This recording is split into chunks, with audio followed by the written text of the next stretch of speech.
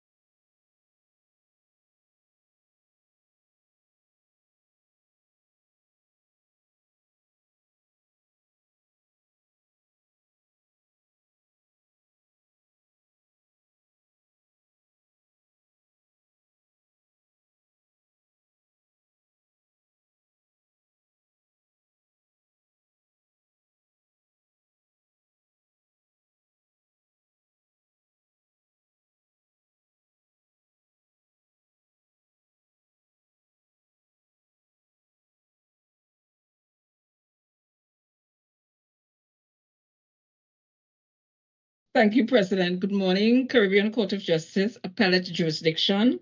An appeal from the Court of Appeal of the Eastern Caribbean Supreme Court to Dominica. Hearing of appeal in CCJ Appeal DMCV number 1 of 2024 between Jhawnie Gage, Arah Davis, Edgar Peltier, and the Attorney General of the Commonwealth of Dominica. The members of this morning's panel are Mr. Justice Saunders, President and Presiding Judge. Good morning, everyone. Mr. Justice Anderson. Good morning, Counsel. Madam Justice Raj North Lee. Good morning, everyone. Mr. Justice Barrow. Good morning, all. And Madam Justice Ononewu. Good morning, everyone. May we have the appearances, please? Thank you. If it pleases your honors, my name is Douglas Mendez. I appear on behalf of the appellants, and with me is Mrs. Gina Dyer Monroe. Yes.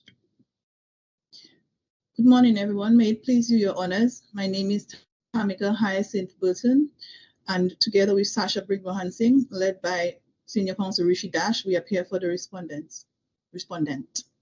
Yes. Good morning again to you both and to all counsel. Mr. Mendez, are you ready? Yes, Your Honor. Your Honor, this appeal raises a fairly short point, although I'm sure Your Honors would be justified in thinking that I and Mr. Das have conspired to make it more complicated than it might otherwise appear. We are agreed between us, of course, that a freezing order was made by the court. We agree between us that that order continues to be a valid order.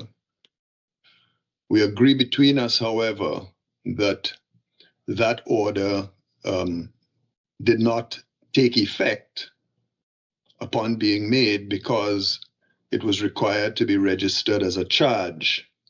And Section 59... Mr. Mendez, it didn't take effect in relation to registered land? Property. That's correct. But it took effect in relation to all the other things, because there aren't two sets of... There's just one order. Yes. Okay. Yes. Yes. So, and I think we've made it clear in our submissions. We have qualified the lack of effectiveness to registered land. So it took effect otherwise. So it was valid and took effect in relation to some property, but it did not take effect in relation to registered land. Unless and that was it was registered. Until and unless it was registered. Well, I put in until, but yes, the legislation says unless. Unless it was registered. So it meant that it had... Mr. Mendez, help me here at the very outset. Yes, Your Honor. The discharge of the freezing order that you asked for in your notice of appeal, that is in relation only to the registered land, that discharge? That is correct, Your Honor. I'm so very relieved, Mr. Mendez. Thank you very much. Greatly relieved. I'm sorry if we didn't make that clear, but I think that that was certainly the premise of the submissions that were being made, that we have made. Yes. One other preliminary thing that I'd like to get clarified, and it might require a junior to do a little digging. In the leave application judgment, the Court of Appeals said that the applicants further contend that this issue as to the lack of effect of the PFO with respect to registered land was raised by them in their submissions at first instance and yet not addressed by the trial judge. And I wouldn't mind if your junior could, in the meantime, give us the page numbers where it was raised or addressed, well, raised in the proceedings before the trial judge. But you can continue. Yes, Well, but as sir, you noted, yes. Before you continue, since we're on preliminary points, I raise another one for your consideration. Just to confirm that this matter in general began in December 2014 with the recovery claim. Yes, that's correct. A fixed claim form was filed, yes, in 2014. I don't recall the exact date. 19th of December 2014. Yes. And that matter has not been resolved. That matter is pending the hearing of these, the conclusion of these proceedings. So we are talking about almost, 10, 11 years. That's correct. The matter has been in the court system and the matter is yet to be resolved. That's correct, Your Honor. Yeah, thank you. But sorry, on that same note, there is a consent stay of proceedings, isn't there? Yes, Your Honor. That's why I said that those proceedings are awaiting the conclusion of these proceedings. Okay, so but the consent remains the consent. I believe so, yes. Thank you. There's a point I want to investigate with the other side as well, because it seems to me that in some instances, the, shall we call it, delay in the proceeding has been a result of some interesting procedural issues. I think I can't find a paper now, but 3 years, I think, was spent on what I consider to be a very, straightforward procedural point. And I'm trying to get at a larger point that it seems to me that when we have these kinds of matters in the court, and we're talking about, in effect, the freezing, maybe confiscation of the property of private individuals, that these matters ought to be dealt with dispatch. And I'm at a loss to understand how almost well over a decade has gone, and they have not resolved this matter. And I'm not putting that at the feet of either counsel or either side. I am just saying that this, to me, is not a very satisfactory way for us to proceed. But that's my preliminary point. Yes, Your Honor, if I may just point out, though, that in the Court of Appeal, in the judgment on the merits of the appeal, not on the leave to appeal, Justice Mitchell had observed that whatever delay there may have been was not to be attributed to the appellants. For whatever it is worth, that is what he had in fact said, and I'll ask my junior as well to find the reference to that part of his judgment. Thank you. But it doesn't appear that impacts upon either way the resolution of the issue in this case, unless Your Honor is of another view, and of course I would be happy to address it. I'm not of another view. I am just making an observation that we really need in all of these proceedings to move it more dispatch. I don't think that this is acceptable at all. But I have vented enough. It's your turn, Mr. Mendez. Yeah. Mr. Mendez, before you go on, let me just understand when the order was made, soon after you made an application to discharge. When I say you, your clients. I think, that is correct. And is that is correct, Your Honor. Is that your application that was pending for those years? Or were there intervening applications that caused this application to be heard so late in the day? I'm trying to come to terms with that. I'm not myself clear on all of the interlocutory proceedings in the court below. I was not involved in the matter until after the Court of Appeal had issued its judgment. I had been involved in earlier proceedings, which resulted in the dismissal of the criminal charges. But since then, I have not been involved in the matter until the application for leave. So that, again, I'll ask Ms. Monroe, Mrs. Dyer Monroe, if she can maybe jot a note very quickly as to what other applications there may have been. These may have been detailed in the judgment of Justice Mitchell. Yes, you could. There was an application made for leave to appeal to the CCJ on the 23rd of July, 2021. And the judgment granting leave to appeal to the CCJ was made on the 15th of April, 2024. Yes. That's correct, Your Honor. Mm-hmm. And I was looking back, Mr. Mendez, from 2014 till the hearing of the application to discharge. Yes. And that, I believe, is the longer period of time, or longest period of time, in which there was this, I don't want to say delay, but there was a long time that before this matter, a simple application to discharge was heard and determined. I do believe that Maria might have been responsible for some of the delay, but we don't need to delay further with that. But I'm talking about Hurricane Maria, is that right? Those who were in Dominica at the time. Yes, Your Honor, that Maria struck during this period that we're speaking about. Thank you, Mr. Mendez. Thank you very much, Your Honor. So that as I was saying, there isn't any dispute between us that the order, insofar as it related to registered land, did not come into effect at all until the question of the effect of the repeal of Section 59BB2 was passed, so that the parties were all agreed that the order was of no effect in relation to registered land. But the question is, what effect did the repeal of Section 59BB2 have on the state of ineffectiveness of that order? Now, the situation it's a kind of conditional ineffectiveness. Well, it is not it is, put it this way, it is of no effect. Unless, and that is this.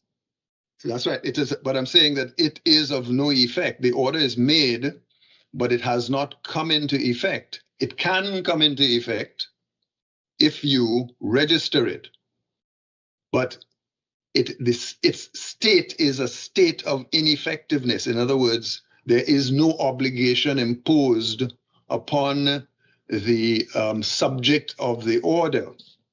That's the state of it. It's an order that's made by the court, but this is not an order that that imposes any obligation on the appellants. It is of no effect. In other words, am I understanding you to say that if Mr. Gage, prior to the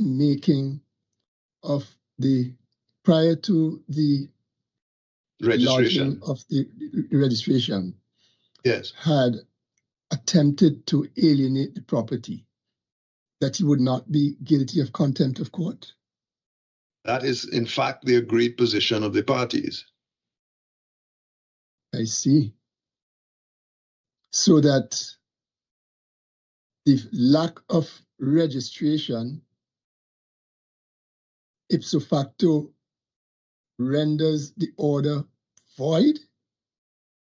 Well, not void, because the order is in existence. It is an order made by the court. But if you look at the terms of Section 59BB2, it says, I'm reading from page 4033, I think it is. It's obscured on my copy.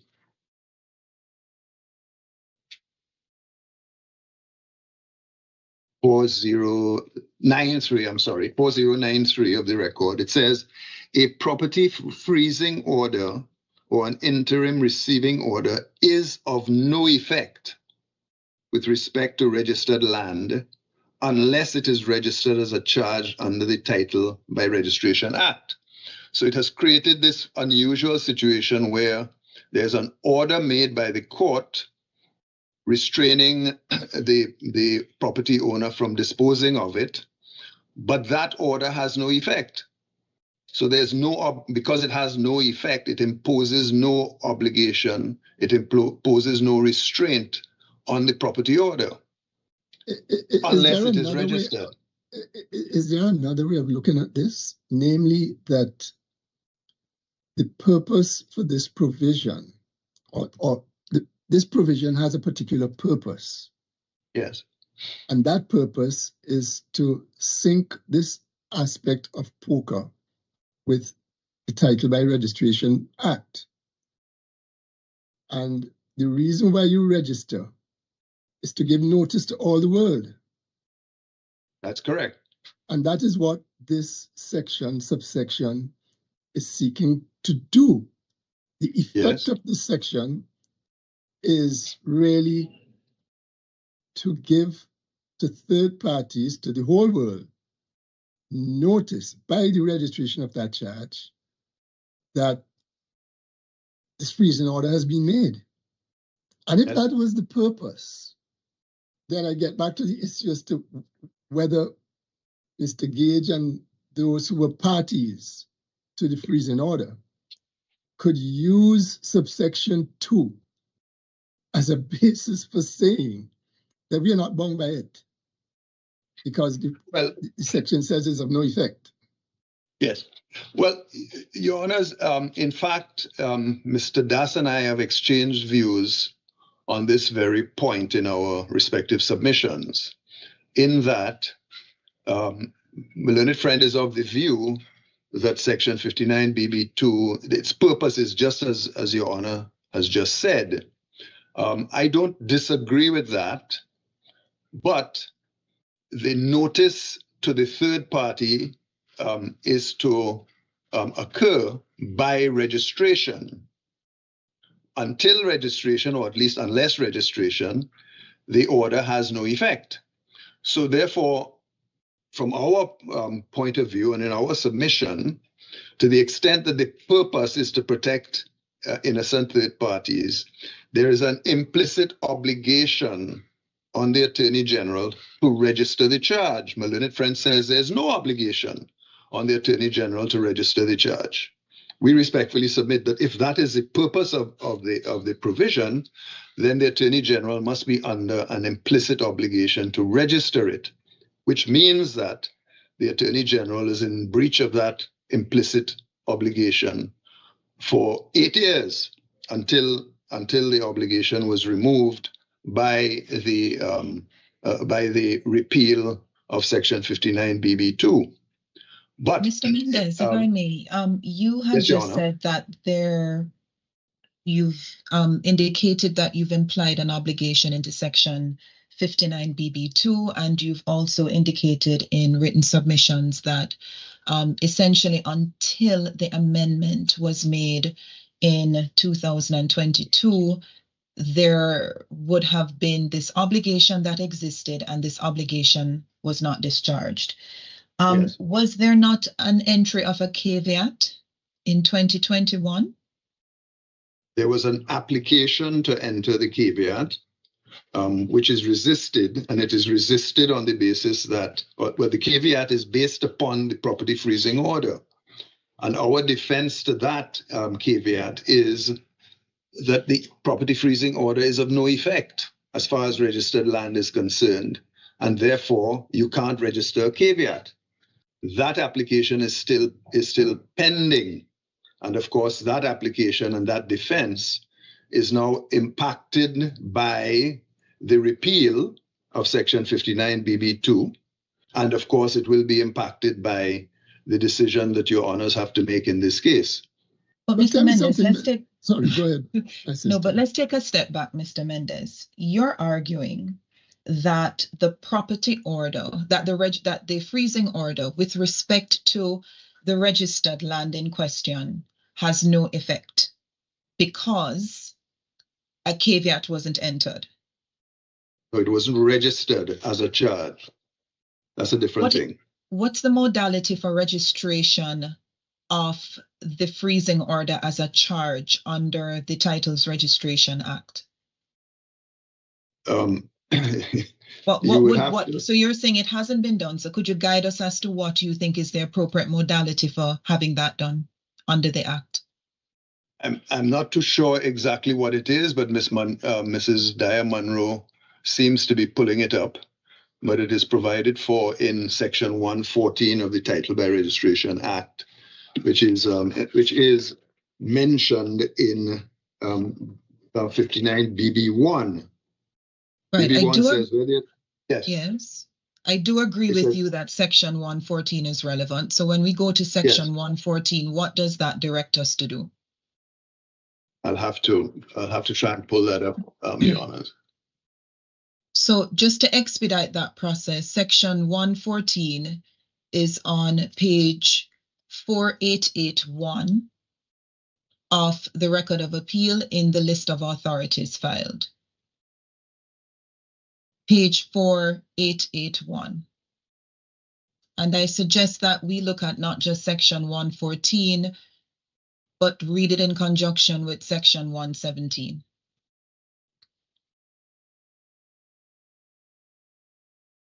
I'm catching up with you, Your Honors, in 1 second.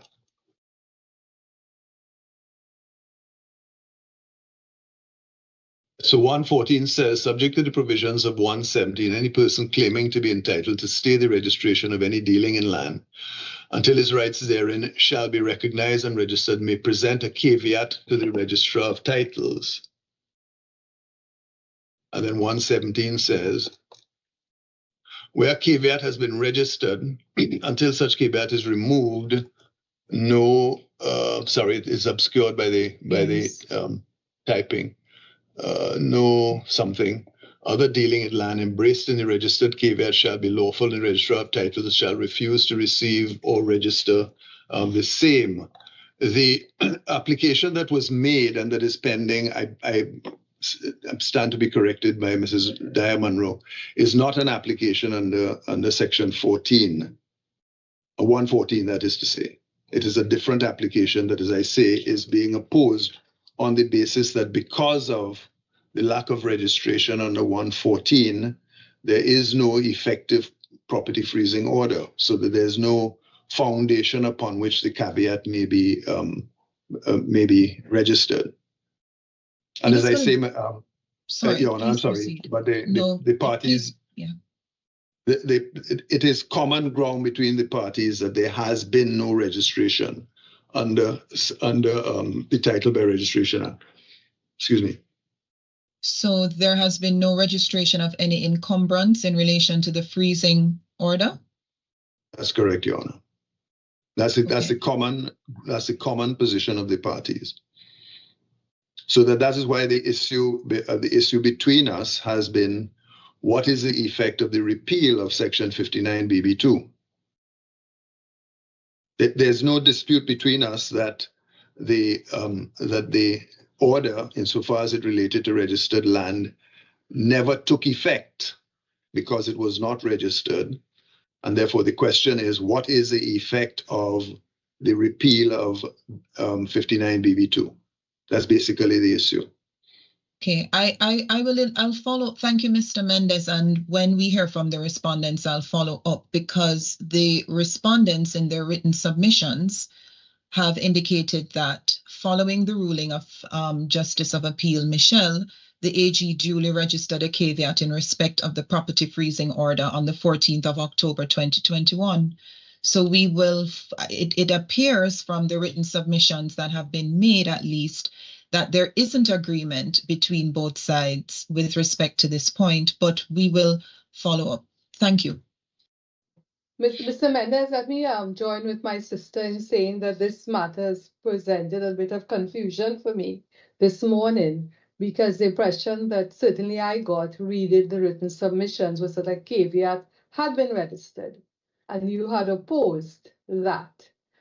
So that for the first time, at least I am hearing that it was an application to register something. And I hope that we will get some sort of clarity on it, because I don't see that in the Title by Registration Act. So that it'd be interesting for us to hear exactly how this was done, or there was an attempt to do it. Thank you, Mr. Mendes.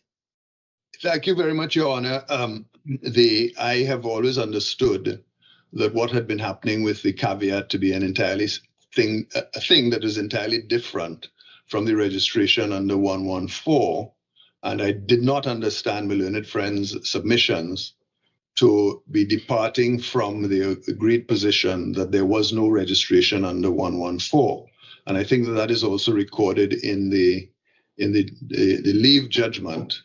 But maybe I see my learned friend, Mr. Dash, shaking his head.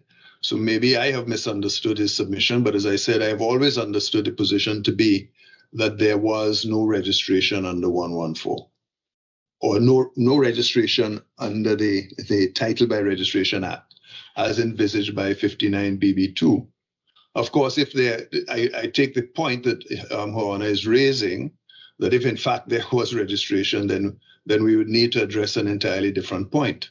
It would not be a question of what effect the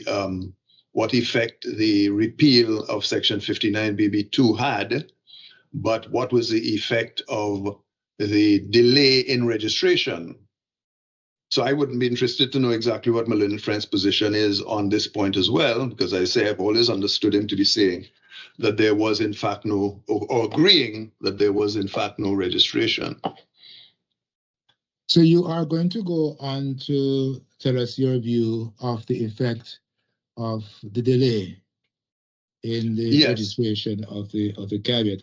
I think in your written submissions you mentioned that registration ought to be within a reasonable time. Yes. Is that the point that we're on when you talk about delay? Yes, I was addressing the question as to the purpose of Section 59 BB2, as that is to say whether it was designed for the protection of third parties. And I had said that I agree with that, but I also pointed out in our written submissions that a more direct way of protecting innocent third parties was to ensure that the freezing order had immediate effect, so that it immediately imposed obligations or restraints, but then a procedure was created for registering the order as a charge. But what Section 59 BB2 did instead was to say that the order had no effect unless it was registered. So my respectful submission is that given that a purpose of BB2 is to protect innocent third parties, then that imposed an implicit obligation on the Attorney General to register the order as a charge within a reasonable time, or as the Interpretation Act says, when an obligation imposed on an officer, but there is no time stated, then you have to do it with all convenient speed. What that means is, of course, that if the Attorney General does not register it immediately, then the appellants would not be able to apply to have it discharged if an unreasonable time has not yet elapsed. Wait. I'm not sure I follow that. Sure. If the Attorney General didn't register it, then that somehow debars you from seeking to have it set aside? No. I'm saying that if it is correct to say that there's an implicit obligation on the Attorney General to register the charge with all convenient speed, and the Attorney General does not do so, then the appellants would be able to apply to have the order discharged. But if the delay is not that long, you can see the court saying, well, I'm not going to discharge it because the Attorney General has now registered it. But if the delay is extraordinary, as it is in this case, then that would certainly be a proper basis for the court discharging the order insofar as it relates to registered land, because the Attorney General has or is guilty of inexplicable delay in failing to seek to register the charge. I would add immediately that if in fact what happened in 2021 was that the Attorney General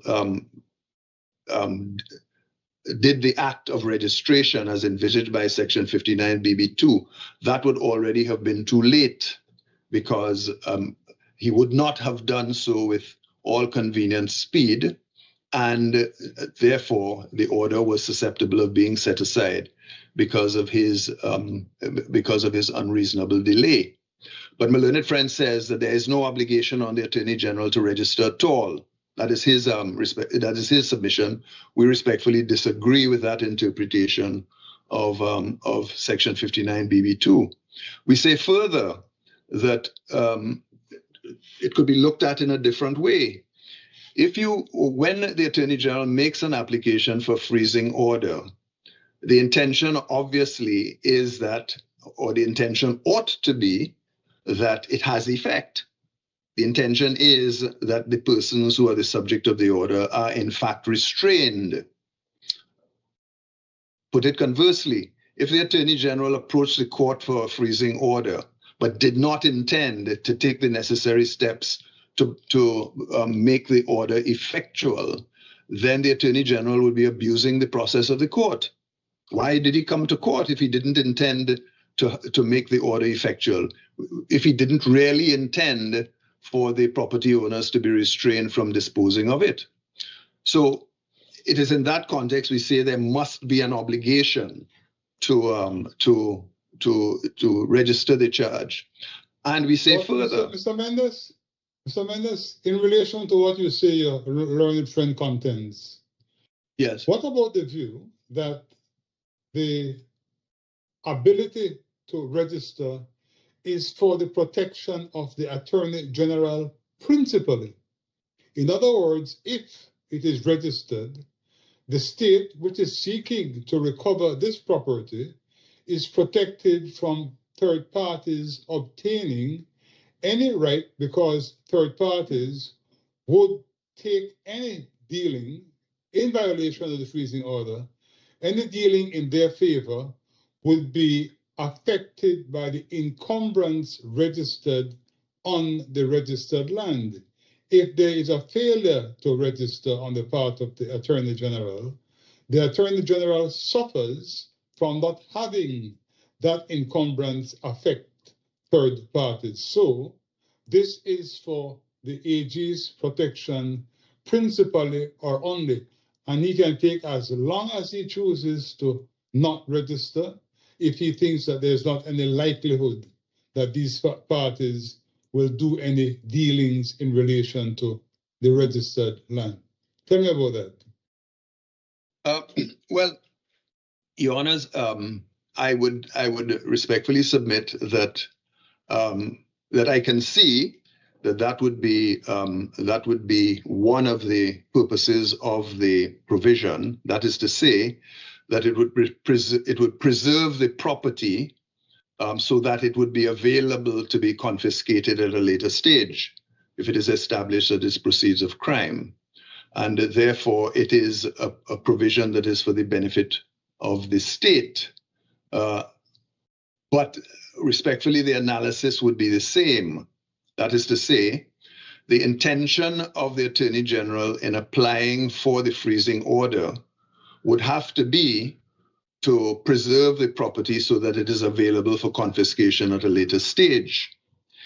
If the Attorney General makes the application and he does not intend to preserve it, then he would be abusing the process of the court by making the application at all.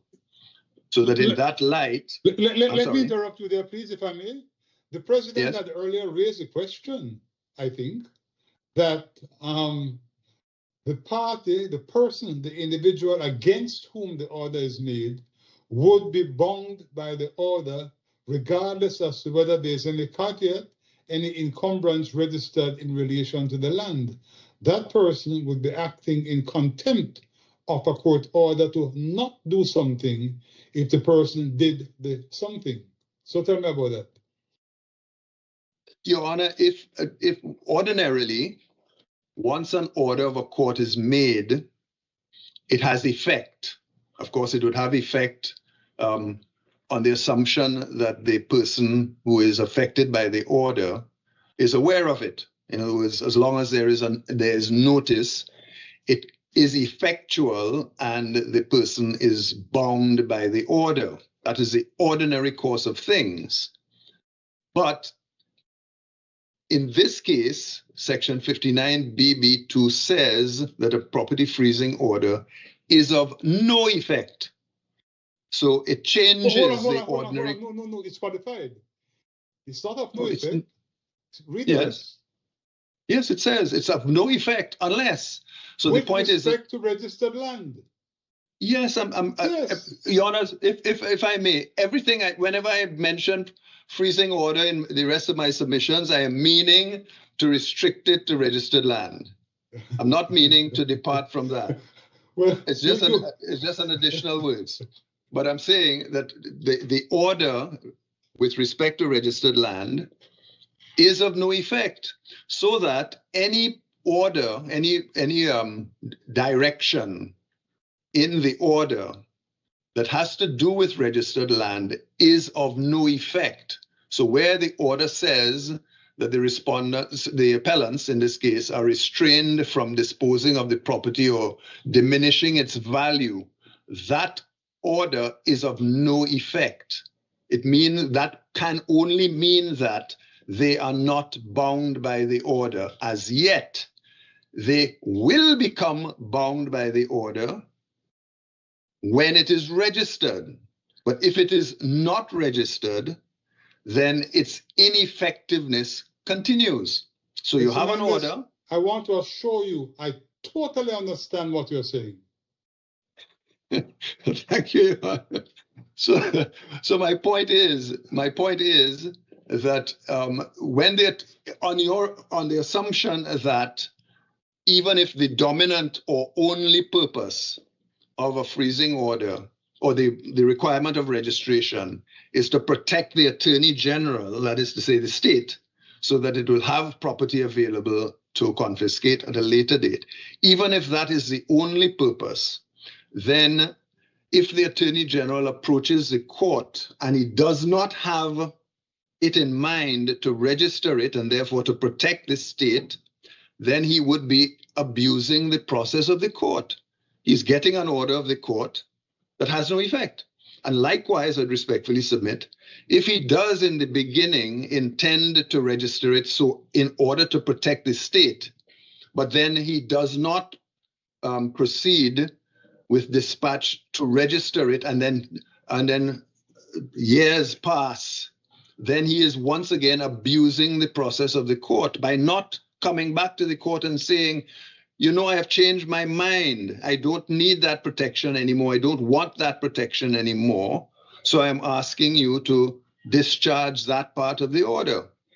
Either way, I'm respectfully submitting there's an abuse of the process of the court. And therefore, that must lead to the conclusion, I would respectfully submit, that the Attorney General is under an obligation to register the charge. In other words, make up your mind. Are you going to register it or not? Are you going to seek the protection of the act or not? That is basically what Section 59BB2 is saying. And that obligation is not only to the court, because you have invoked the processes of the court, it is also to the persons against whom you have obtained that order. You owe it you owe an obligation to everyone concerned to make up your mind what you're going to do, and to do that, of course, with all convenient speed. That was not done in this case, and we respectfully submit in those circumstances, the Attorney General ought to have, on his own, applied to the court to discharge it, or now that the question has arisen about discharging it, then we respectfully submit that the proper course is to discharge the order insofar as it relates to registered land. So that deals with the aspect of the case insofar as it concerns the purpose of the order. As far as before you go any further, do you have any authorities that you have seen which would cause us to make that connection between the words of 59 BB2 that the order is of no effect, to the extent that a court's order would have no effect? In other words, one would not have to obey a court order. One would not be in contempt of a court order if one disobeyed the order because of the wording of this section. Do you have any authority that you have seen around the world that would assist us? No, Your Honors. This is quite an unusual situation. I could only say that the Attorney General agrees. It's a common position between us that there is no obligation. As a matter of fact, his submission is that the appellants suffered no prejudice by the lack of registration because he is saying that they were free to deal with the property as they saw fit over that period. But that apart, of course, that doesn't, because the parties agree, doesn't mean that the court is also bound to agree that that is the effect of it. But, my lady, we just have to give effect to the ordinary meaning of the words that are used in this section. It says that the property freezing order is of no effect with respect to registered land. And that can only mean one thing, that it has no effect. So, in other words, it has come to an end?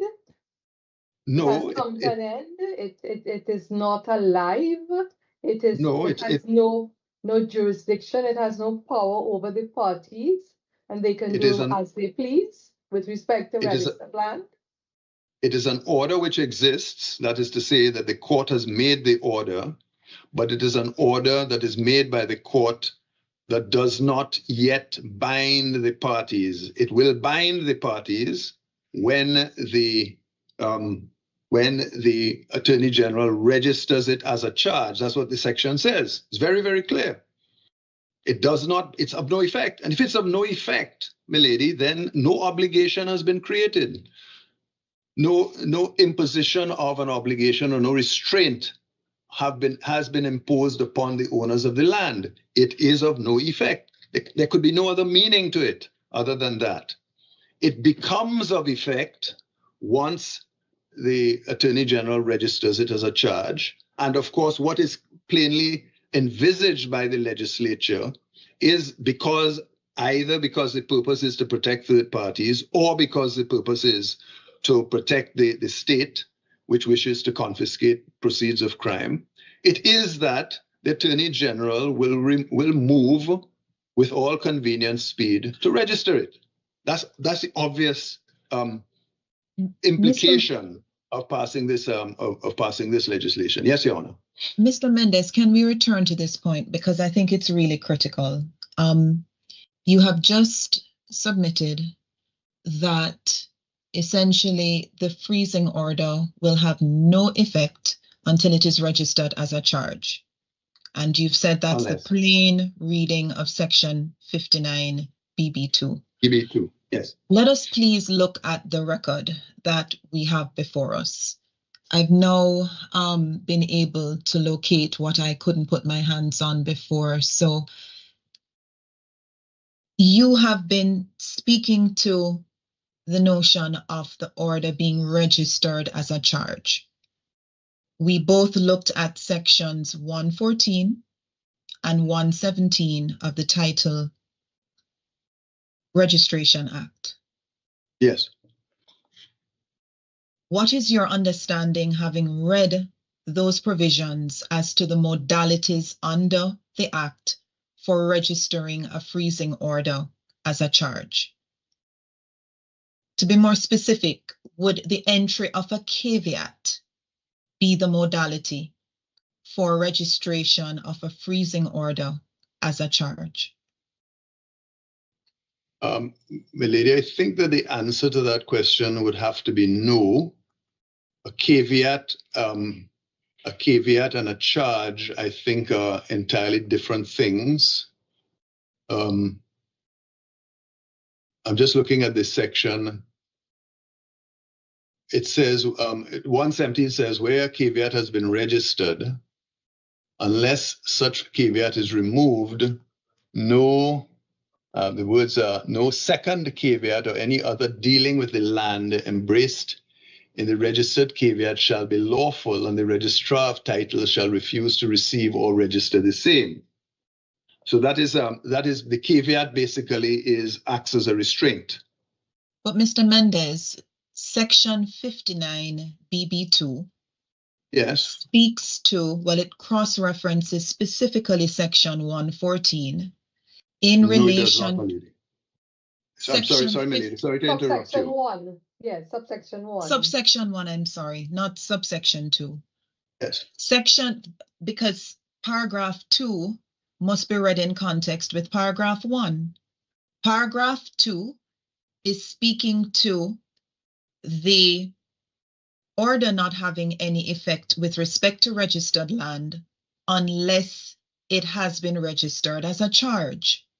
But that action would only be taken by the person referred to in paragraph 1, which would be the person who would be treated as someone purporting to deal with the land or wanting to ensure that there's no dealing with the land. And there's a reference in paragraph 1 to section 114 of the Title Registration Act. Yes, my lady. And so yes, Your Honor.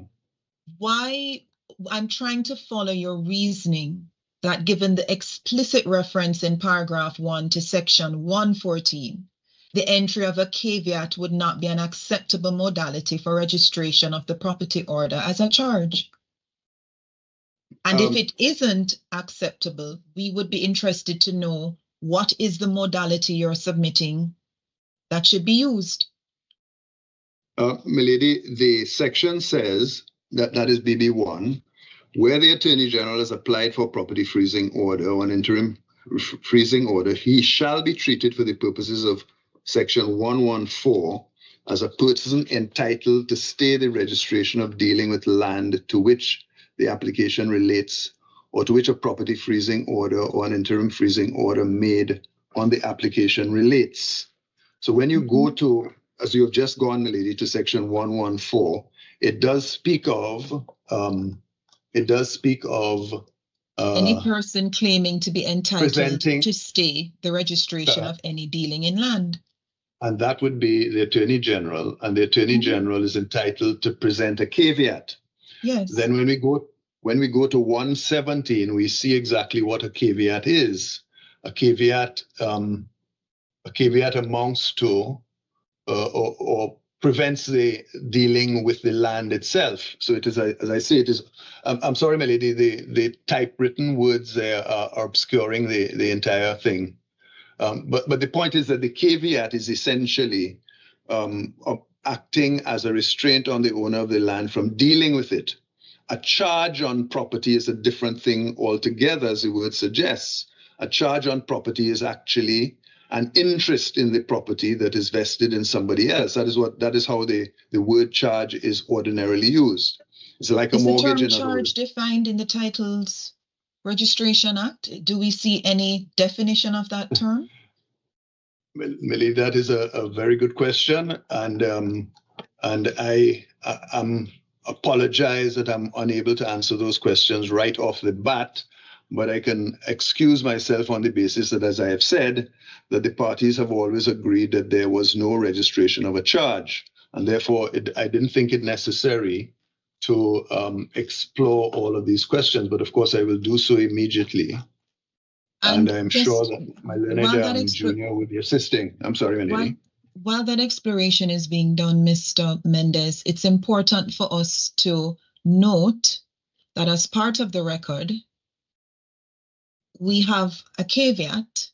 I'm looking at page 5265 of the additional bundle filed by the respondent. On page 5265 of the record, yes. There is a caveat. A caveat yes, that was entered on the 14th day of October 2021. And when one reads the contents of that caveat, what I'm trying to understand is it not substantively doing what section 59BB2 would be calling on that person to do? When you read the substance of it. I'm trying to catch up with you, my lady. You're okay, so a bit ahead of me at the moment. 5.2, you say page 5.265. That's the caveat. My lady, are you in a position to tell me what bundle that is to be found in? This is the additional bundle. I'm going to give you the title. It is the additional bundle of documents that would have been filed by the respondent. So it's part of the record of appeal. The respondent would have filed some additional. Yes, I'm bringing it up now, my lady. Your Honor. And you say page 5265. 5265. There's a caveat which would have been lodged with the registrar of titles. Yes, I'm seeing it now, and it says,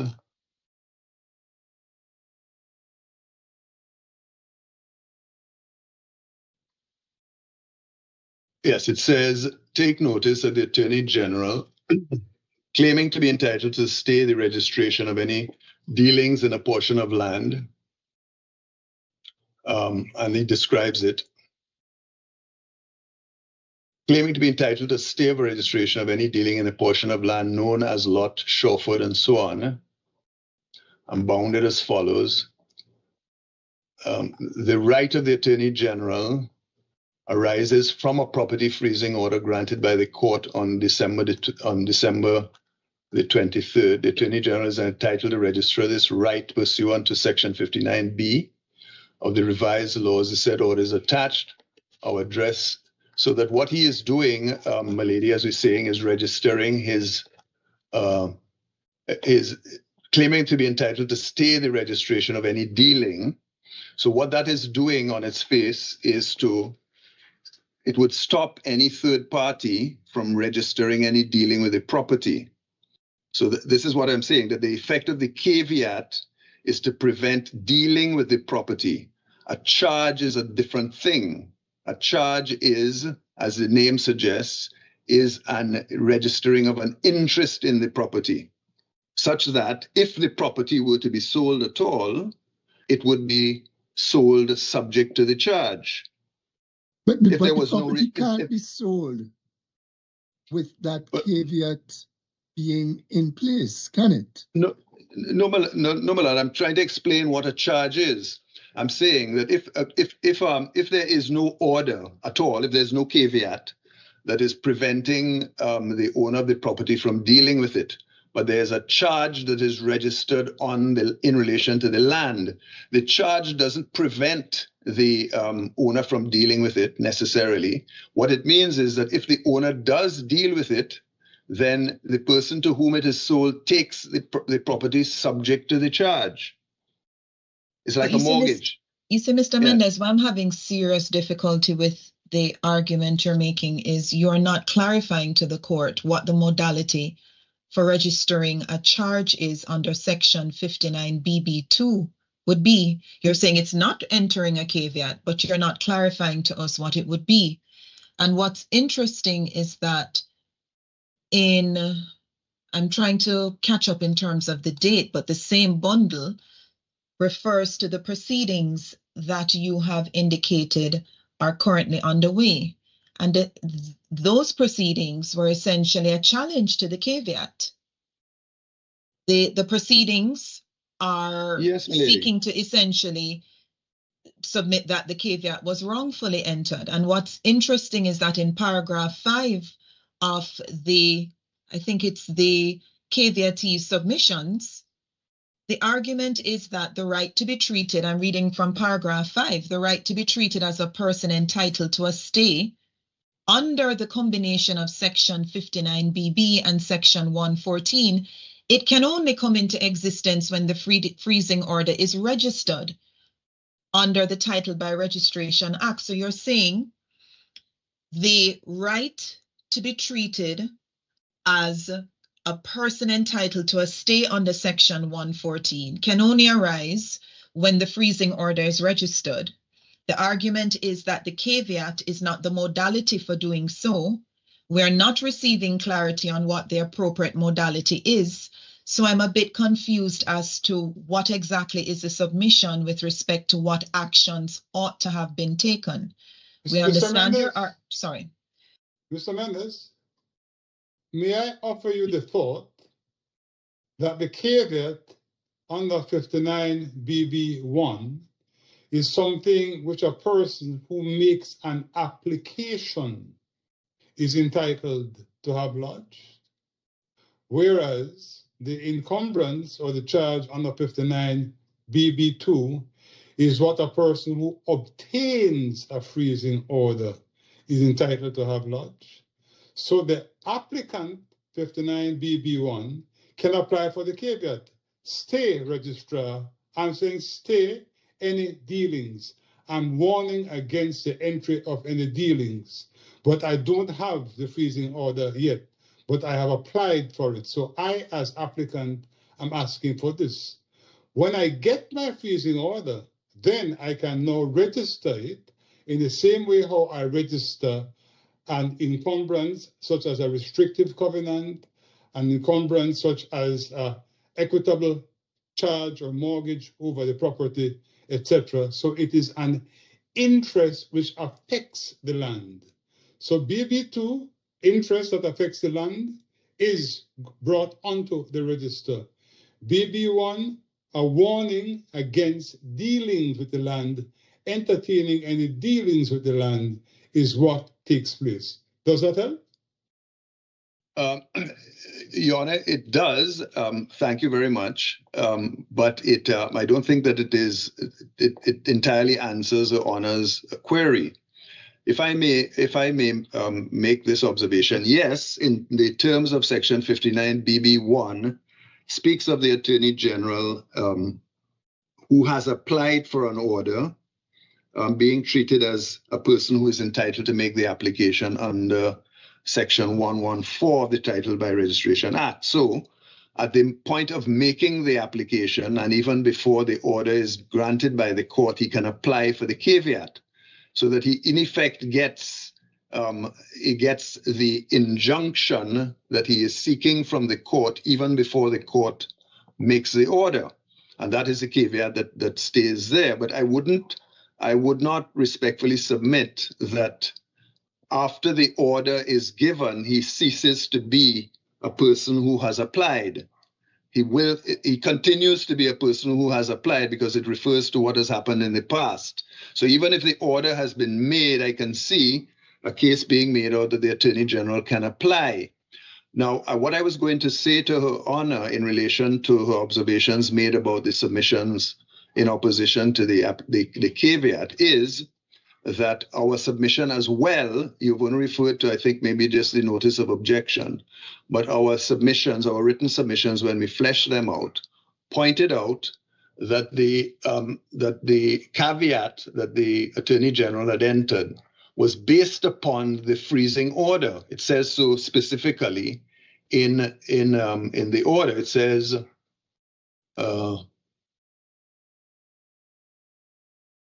the right of the Attorney General arises from a property freezing order granted by the court on December the 23rd, 2014. The Attorney General is entitled to register this and so on.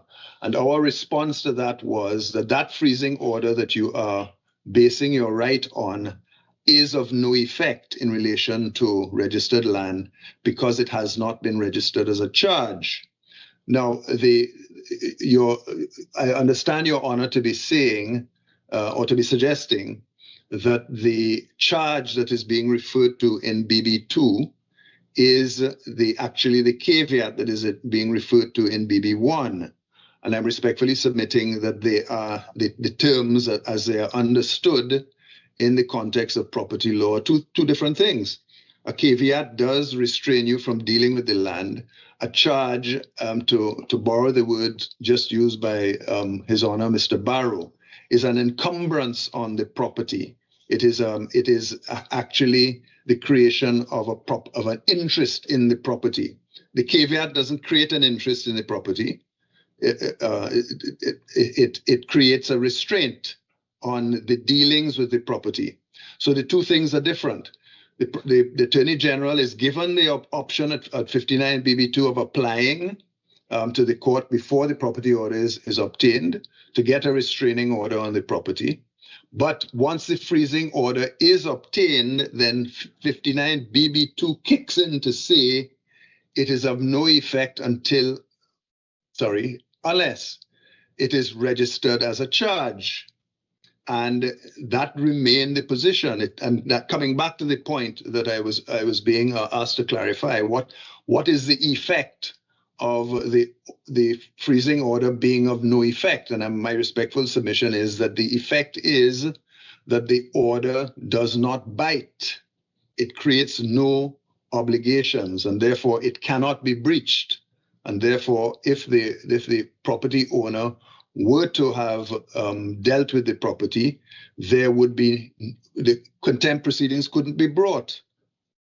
Okay, and that is why I think we're going wrong and wrong. I'm sorry, I think we're going wrong and wrong because we've been here before. I just want to clarify something with you. Yes.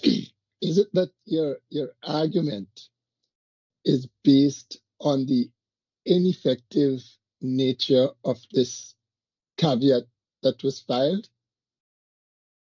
No, it is based upon 59 BB2 that says that the freezing order is of no effect unless registered. Right. I know you're saying that, but yes, you've had this diversion now about caveat and charge and so on. And I just wanted to clarify whether you are also saying that what was filed, because it was not a charge, it does not comply with 59 BB2, and therefore that obligation, implicit obligation, as you put it, on the part of the Attorney General is still not yet complied with. That's correct. That's your argument as well? Yes.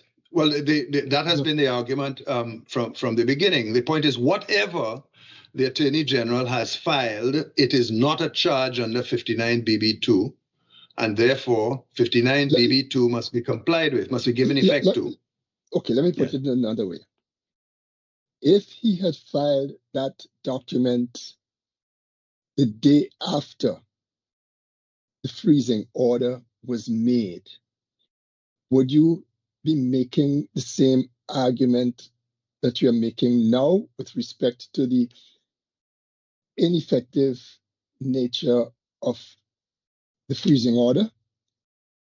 The document, you meaning the caveat? Yes. Yes, it would be the same thing because Section 59 BB2 says that it's of no effect until registered as a charge.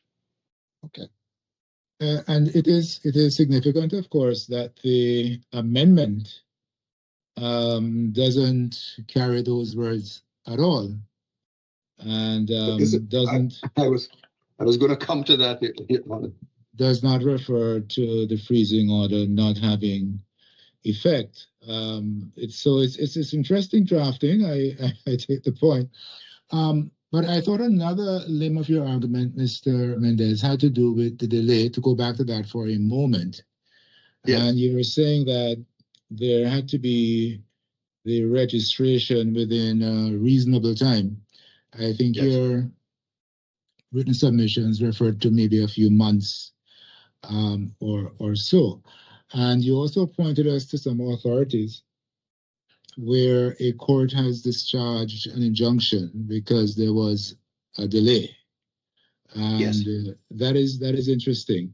But the question I have for you is, do you have any cases where the delay, which formed the basis for the discharge of the injunction, was in a context or a case like this one, where there was a failure to register the freezing order as a charge? Do you have any cases that we could use as a basis for supporting your argument?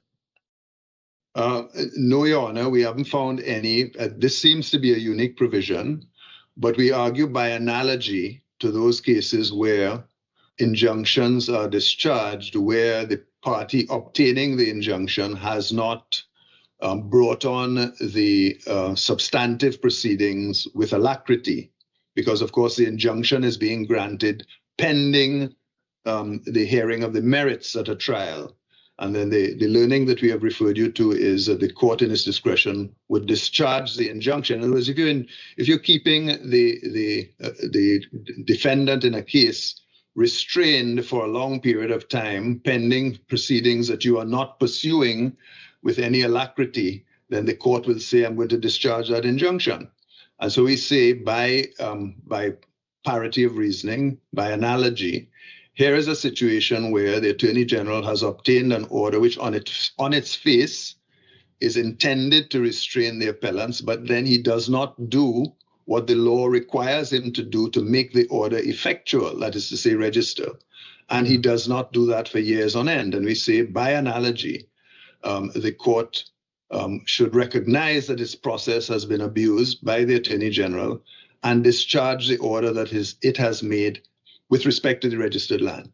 I think we follow you, whether we agree with you or not, we follow you on the point. But I'm just trying to see whether there's any similar legislative provision, for example. Your searches have not come up with anything that could be of use to us on this point. Unfortunately, it is unusual, Your Honours, for an order to provide for the making of an order by a court, but that it has no effect. It is usually the effect of the amendment, for example, now is that the freezing order, once made by the court, would be effect immediately. Yes. And then the Attorney General can make the application for the caveat. Or the registrar. Yes, and the registrar is to the registrar, and the registrar is to issue the caveat. So that is the current position moving forward from 2022. The order becomes of effect immediately, so that the parties are immediately restrained by the order of the court. What has happened before is that there is no immediate restraint. That restraint will come into effect upon the registration of the order as a charge, but it didn't happen in this case. I'd be interested to find out whether there are other cases like this in the pipeline to be grandfathered into this new regime, but perhaps that's a question more for Mr. Das, possibly. Thank you. Yes, the last point that I would wish to make, Your Honor, is that as far as the effect of the amendment is concerned, because my learned friend's submission is that once the requirement of registration or the precondition to effectiveness of registration is removed by the Amendment Act, then the order immediately came into effect. And we rely on the Interpretation Act, which you will find at page 4991, which says, where a written law repeals or revokes any other written law, then, unless the contrary intention appears, the repeal or revocation shall not revive anything not in force or existing at the time at which the repeal or revocation takes effect, or B, affects the previous operation of any written law so repealed or revoked, or anything done or suffered under such written law. Now, of course, the important part of that provision is unless the contrary intention appears. What happened in this case is that they removed the requirement of registration to make the order effective. But given that at that point in time, if you accept my submission, the freezing order was of no effect, meaning it was not in force, then what this provision means is that the removal of the requirement of registration did not revive it, did not bring it into force. And the second part is affect the operation of any written law. The previous written law, that is 59 BB2, its operation meant that the freezing order was of no effect. And once you remove that, it does not affect its operation. It continues to operate on the freezing order it continues to make the freezing order of no effect because it had not yet been registered. So we respectfully submit that my learned friend cannot rely on the repeal of Section 59BB2 in order to say that, or in order to resist the application for the property freezing order to be discharged insofar as it relates to registered land. Your Honors, I think I may have overstayed my welcome at this point in time. I've taken 10 more minutes than I was allotted, unless there are any further questions that Your Honors wish to ask. And I'll attempt, while my learned friend is speaking, to pull up any references that may assist to answer the questions that have been asked by Your Honors. Yes, well, thank you very much. I'm still interested in, I don't know whether your junior was able to find where this point was actually raised before the trial court. She's nodding, Your Honor, and I think she's just turned off her mic, so maybe she'll be able to tell you. Yes, this is Monroe. Yes, in response to the question that you posed, this issue was raised in the submission of the appellants found at page 83, PDF page 83 of bundle number 1-2B in paragraph 23 and 24.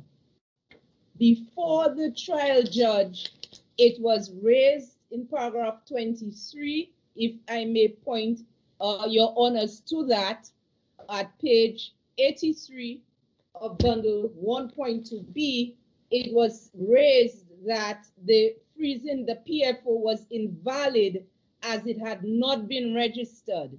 And at paragraph 24, it was further raised, consequently, the PFO in the case at bar regarding the chauffeured property is of no effect and must be discharged as on a point of law. So this was raised in that at the High Court before the trial judge and was not adjudicated upon.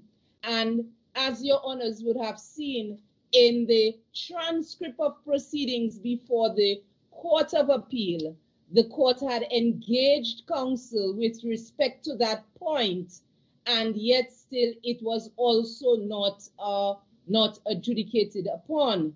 Now, with respect to the issue, the question posed by Your Honor Justice Anwawu, the Title by Registration Act provides a specific and distinct procedure for registration of charges. That is contained in our index of authorities in respect of our written reply, and that is at section 112, which is found at page 4880 of 5103, which provides that registration of a charge. And I dare say this is the only section in the entirety of the Title by Registration Act which references registration as a charge. And that provides for an application to the court, not a caveat, but an application to the court, and that the registrar of title shall note it. So that is section 112. Yeah, Ms. Monroe, before you go on, that 112 has to do with the judgment for the payment of any money or costs. Yes, constitute the money or cost a charge.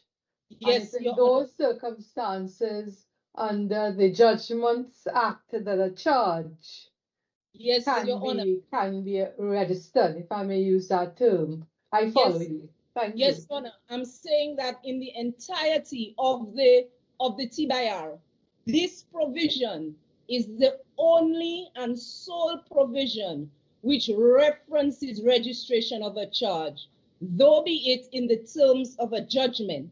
But the entirety of the T/R does not provide any other provision. Now, with respect to the question posed with respect to the caveat in the additional bundle, as senior counsel indicated to the court, in our submissions before the caveat court in that matter, we also reference the distinction between 59BB2 and 59BB1, meaning that 59BB2 specifically addressed the issue of registered land. And that required in section 59BB2 as that where there is registered land, there must be the additional action on the part of the Attorney General by registering as a charge. So our submissions at page 52, 5259 and 5257 speaks of that also, wherein we were saying that what was done under section 114, which is what is before the court, was not in satisfaction of the legislative provisions, as it did not seek to register as a charge. Ms. Monroe, can I ask one small question, please? Are you saying that the Attorney General was bound to use or to bring an application to the court under section 112, although he did not have a judgment for the payment of money or costs under the Judgments Act? I would say yes, and this is the anomaly in the legislative provision, because although the poker provision which was enacted, which is the substance of our arguments, makes reference to the registration as a charge, yet still one sees that in the substantive provisions, even although there was an amendment to section 59BB2, that amendment, as we indicated in our submissions, was not enforced with respect to interim receiving orders. So even in the legislation that we have now of poker, there is still the registration requirement with respect to receiving orders, which has not been, as we said in our submissions, which has not been amended. So it is still a feature of the poker for registration as a charge as we speak under section 1335(2), and that is seen,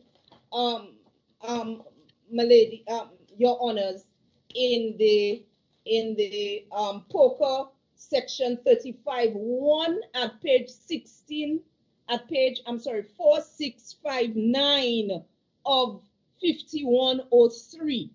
The provision 4659 of 5103 speaks of registration of a restraining order. And that is what we said in our submissions. And even that provision speaks of a restraining order in section 35(2). If I may, with your leave, read, a restraining order is of no effect with respect to registered land unless it is registered as a charge under the Title by Registration Act. So there is a consistent distinction in the poker legislation for registration of a charge with respect to registered land, which remains because there was no such amendment as in 59BB. Okay, thank you. We need to get on. Mr. Das? Thank you, my lord.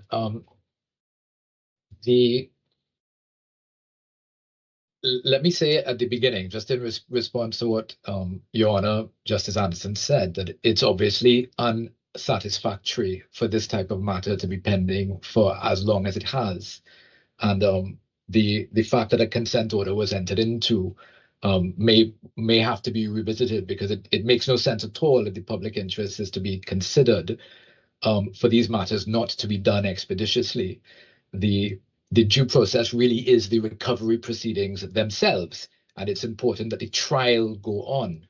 And in that regard, it's a little bit surprising that the appellants are the ones who have persisted in appealing and not proceeding with the trial itself, when it's clear under the regime of poker that in any event, even if they sell, that the proceeds can be traceable because the public interest should not be prejudiced. But to jump right into the point that's been raised by the court, it is ultimately a question of statutory interpretation that's going to be the point that decides this case. And that's the issue under 59BB. Now, my learned friend says, well, we agree that under 59BB2, there's not been a registration as a charge. Now, that is correct in the sense that that if you read 59BB1 and 2, it does seem to be talking about two different things. On the one hand, it does say that there's under 59BB1, there's the right to a person to stay registration, which is using the language of a caveat, which is what was ultimately done.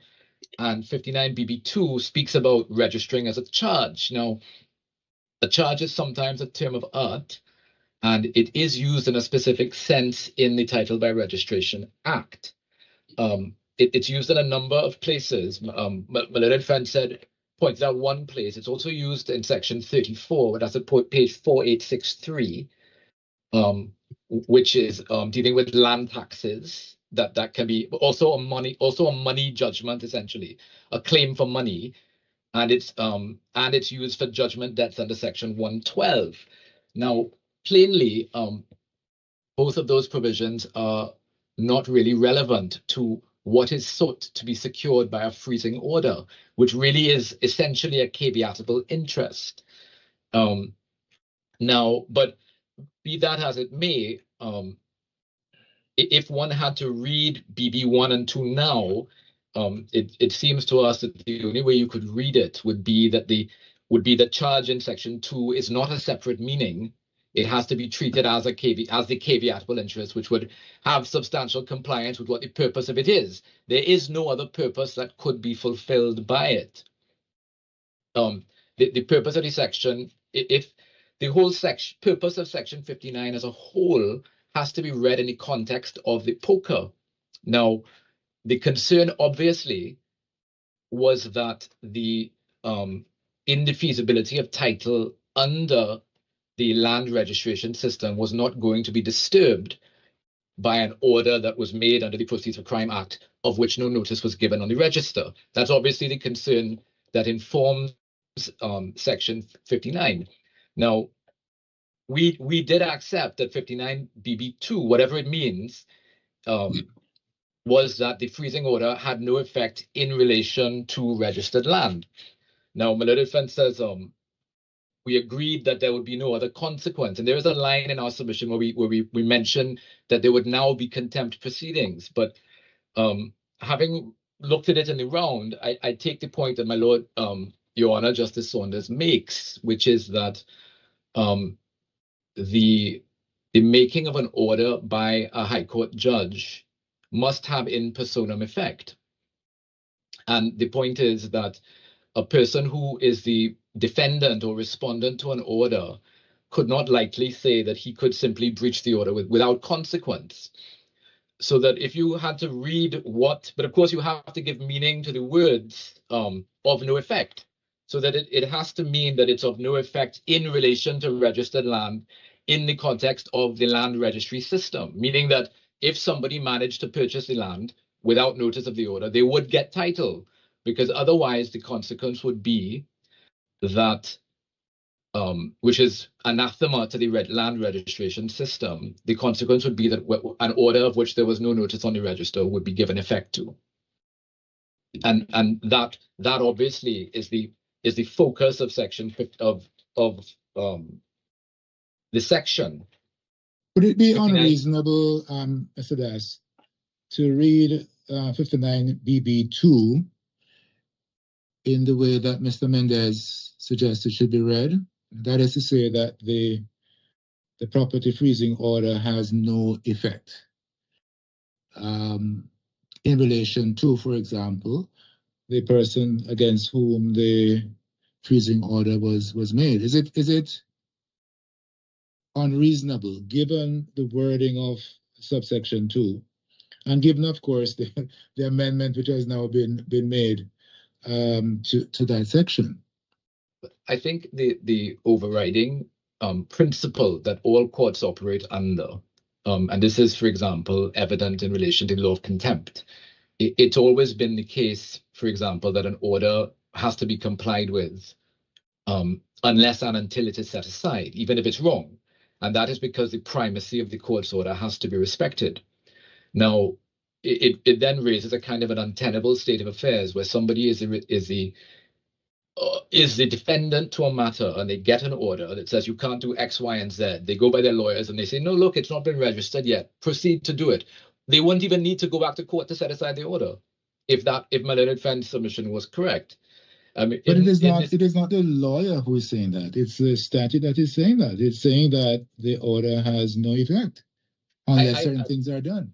In other words, what I'm trying to get at is there not some ambiguity in the wording of the subsection? Absolutely. And that ambiguity has now been resolved, obviously, by the amendment. Whether it applies to this case or not, I know it's a live issue. But surely it could be argued an ambiguity in how the subsection is drafted. Would you not agree? I accept that there is a degree of ambiguity in it. And if the ambiguity has to be resolved, it would have to be resolved in the context of somebody being the recipient of an order with a penal clause. And the order is, if you just want to turn it up, it's at 1412 of the record. And this is what the order says, right? It says, this property freezing order prohibits the first respondent, second respondent, and third respondent from in any way disposing of, tampering with, removing from the jurisdiction, or in any way diminishing the value of the property and assets set out herein.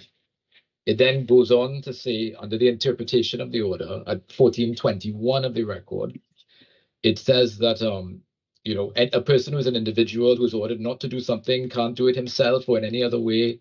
He must not do it through any person acting on his or her behalf. And then it says parties other than the respondent.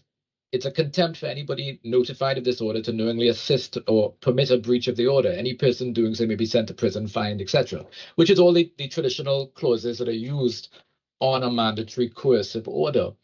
And it seems to me that if there is an ambiguity and the court has to balance how it is to be resolved, and the choice is, on the one hand, utilize express procedure in the POCA to set aside or vary an order that you say is unlawful, or simply treat it as having no effect and proceed to breach the order. The choice is pretty clear that the answer would have to be, come back to court and say it doesn't apply to me because you have an inconsistency. What you're really saying is that the order should not have been made in relation to me, right? I want to draw your attention, and maybe I should have drawn Mr. Mendez's attention to a case of Isaacs versus Robertson, Privy Council Appeal number 2 of 1983, delivered on the 13th of June, 1984. It must be in the law reports, but I don't have a law report reference. It's a case from St. Vincent. That is why I know it. And this was a case where an ex parte injunction was granted against Mr. Isaacs. And there was a rule in the civil procedure rules, which I believe had the force of law, that said that if no action is taken on a case for a period in excess of 1 year, then the case is deemed to be abandoned and incapable of being revived. And Mr. Isaacs, on the basis of that rule, no proceedings having been taken for a period in excess of a year, proceeded to breach the injunction willy-nilly. He was held in contempt. And the judgment makes it clear that a litigant cannot take it upon himself to assume that an order that has been made against him or her because of a statutory provision, in this case it was a rude provision, should be taken to have been of no effect or discharged or abandoned. Once an order is made against you, you have to comply with that order or have it discharged. That's my understanding. Well, my lord, I'm not familiar with the case, but I would certainly accept the summary that you've given and the principle it expresses, which is I think the very point I'm trying to make, which is that when you try to read the sections together, the plain purpose of that no effect has to be limited really to purposes of registration under the torrent system to ensure the integrity of that system, and not to mean that the other system, which is where a high court judge is being asked to make an order because of the criteria in the act being met, that can somehow be ignored. And that assumes central importance in this case, which is quite unique in that all the considerations under POCA have been found by Michelle in the Court of Appeal. I don't know if it's Michael or Michelle. My reading was Michelle. Michelle. Thank you. Thank you, Your Honor. That all the considerations, Michelle is very clear that all the considerations are met and cleared by some significant degree, so that the wider public interest under POCA is completely met by, in this case, on the merits and on the facts. What is being availed by this appeal is the suggestion that because we didn't restrict third parties from acquiring an interest in the land, that should somehow discharge the entire proceedings, which we say under the test set out in the case of Reed and the very high threshold, which is where even if there is actual misconduct, that doesn't automatically discharge the proceedings, because the wider public interest has to always be kept firmly in the eye by the court. And when that is taken into account, there is no public interest that would require the matter to be discharged automatically, merely because, in a case like this, because of delay. Now, on that point of delay, one of the points that we wanted to make is that leave was granted by the Court of Appeal on the basis of a point of law. And in the leave judgment, they make clear that the reason why they said it was raised obliquely and in an indirect way, and the other comments like that made by Justice of Appeal Ellis. But what they say essentially was that this argument was raised in the submissions in reply in response to a speaking note that was filed by the Attorney General. Now, what that means is that that this was not, well, it's a matter of record that this was not part of the written application that was filed. And therefore, no evidence was led by the state in relation to this. In fact, no submission at first instance was led by the state because it came after the fact. And then it was entertained in the Court of Appeal. Now, the reason I make that point is because the case law says that, and Justice of Appeal Ellis says it's a matter of law, the construction of the two sections, that's what's going forward. Now, a matter of law dealing with validity or invalidity is something that does not require evidence. But where the issue is one of delay, or the degree to which there's been compliance with a regime, that is something else. And that is not a question of law only. That is a question of mixed fact and law. And if authority for that is needed, it's actually set out in the case of Sonji, which is in our bundle at paragraph 17. I can give you the page reference. It's 4513. And this is what Sonji says at paragraph 17, quoting Charles in the JLSC, which is a case from Trinidad. And if you just go down to the bottom of the page, the paragraph 17 of Charles itself, they say that if a complaint is made about the non-fulfillment of a time limit, and I pause here for a moment to note that there is no time limit in this case, but my learned friend is asking you to read one in by his submission now. If no complaint is made about the non-fulfillment of a time limit, the giving of relief will usually be discretionary, i.e. it's not just a matter of statutory construction. When this discretionary element to which Lord Hailsham referred in London and Clydeside underlines the fact that problems arising from breach of time limits and other like procedural flaws are not generally susceptible of rigid classification or black and white a priori rules. With this in mind, their lordships note that in the present case, the delays were in good faith, meaning that there must be evidence about the reason for the delay. They were not lengthy and they were entirely understandable. The appellant suffered no material prejudice and no fair trial considerations which could have been arised are in issue. Now, when in the regime under the Act for setting aside a receiving order, a freezing order, forgive me, what the Act says, and this is at section 59N, which is at 4685 of the record, it says that the court can at any time set aside a freezing order where the court determines that any property to which a property freezing order relates is neither recoverable or associated property, the court shall vary to exclude, and at 4, subsection 4, unless acting in accordance with subsection 2, the court shall give the parties to the proceedings and any person affected an opportunity to be heard before varying or setting aside a property freezing order. The short point being that if your complaint was not the legality, i.e. the ability to get a freeze. It's unfortunate that he was on the word freezing when he froze. Registration. Sorry, was I freezing? Yes. You froze, yes. You froze for a while. I froze up at my end as well. So if you give me 1 minute, I will leave and come back in. We're hearing you, Your Honor. No.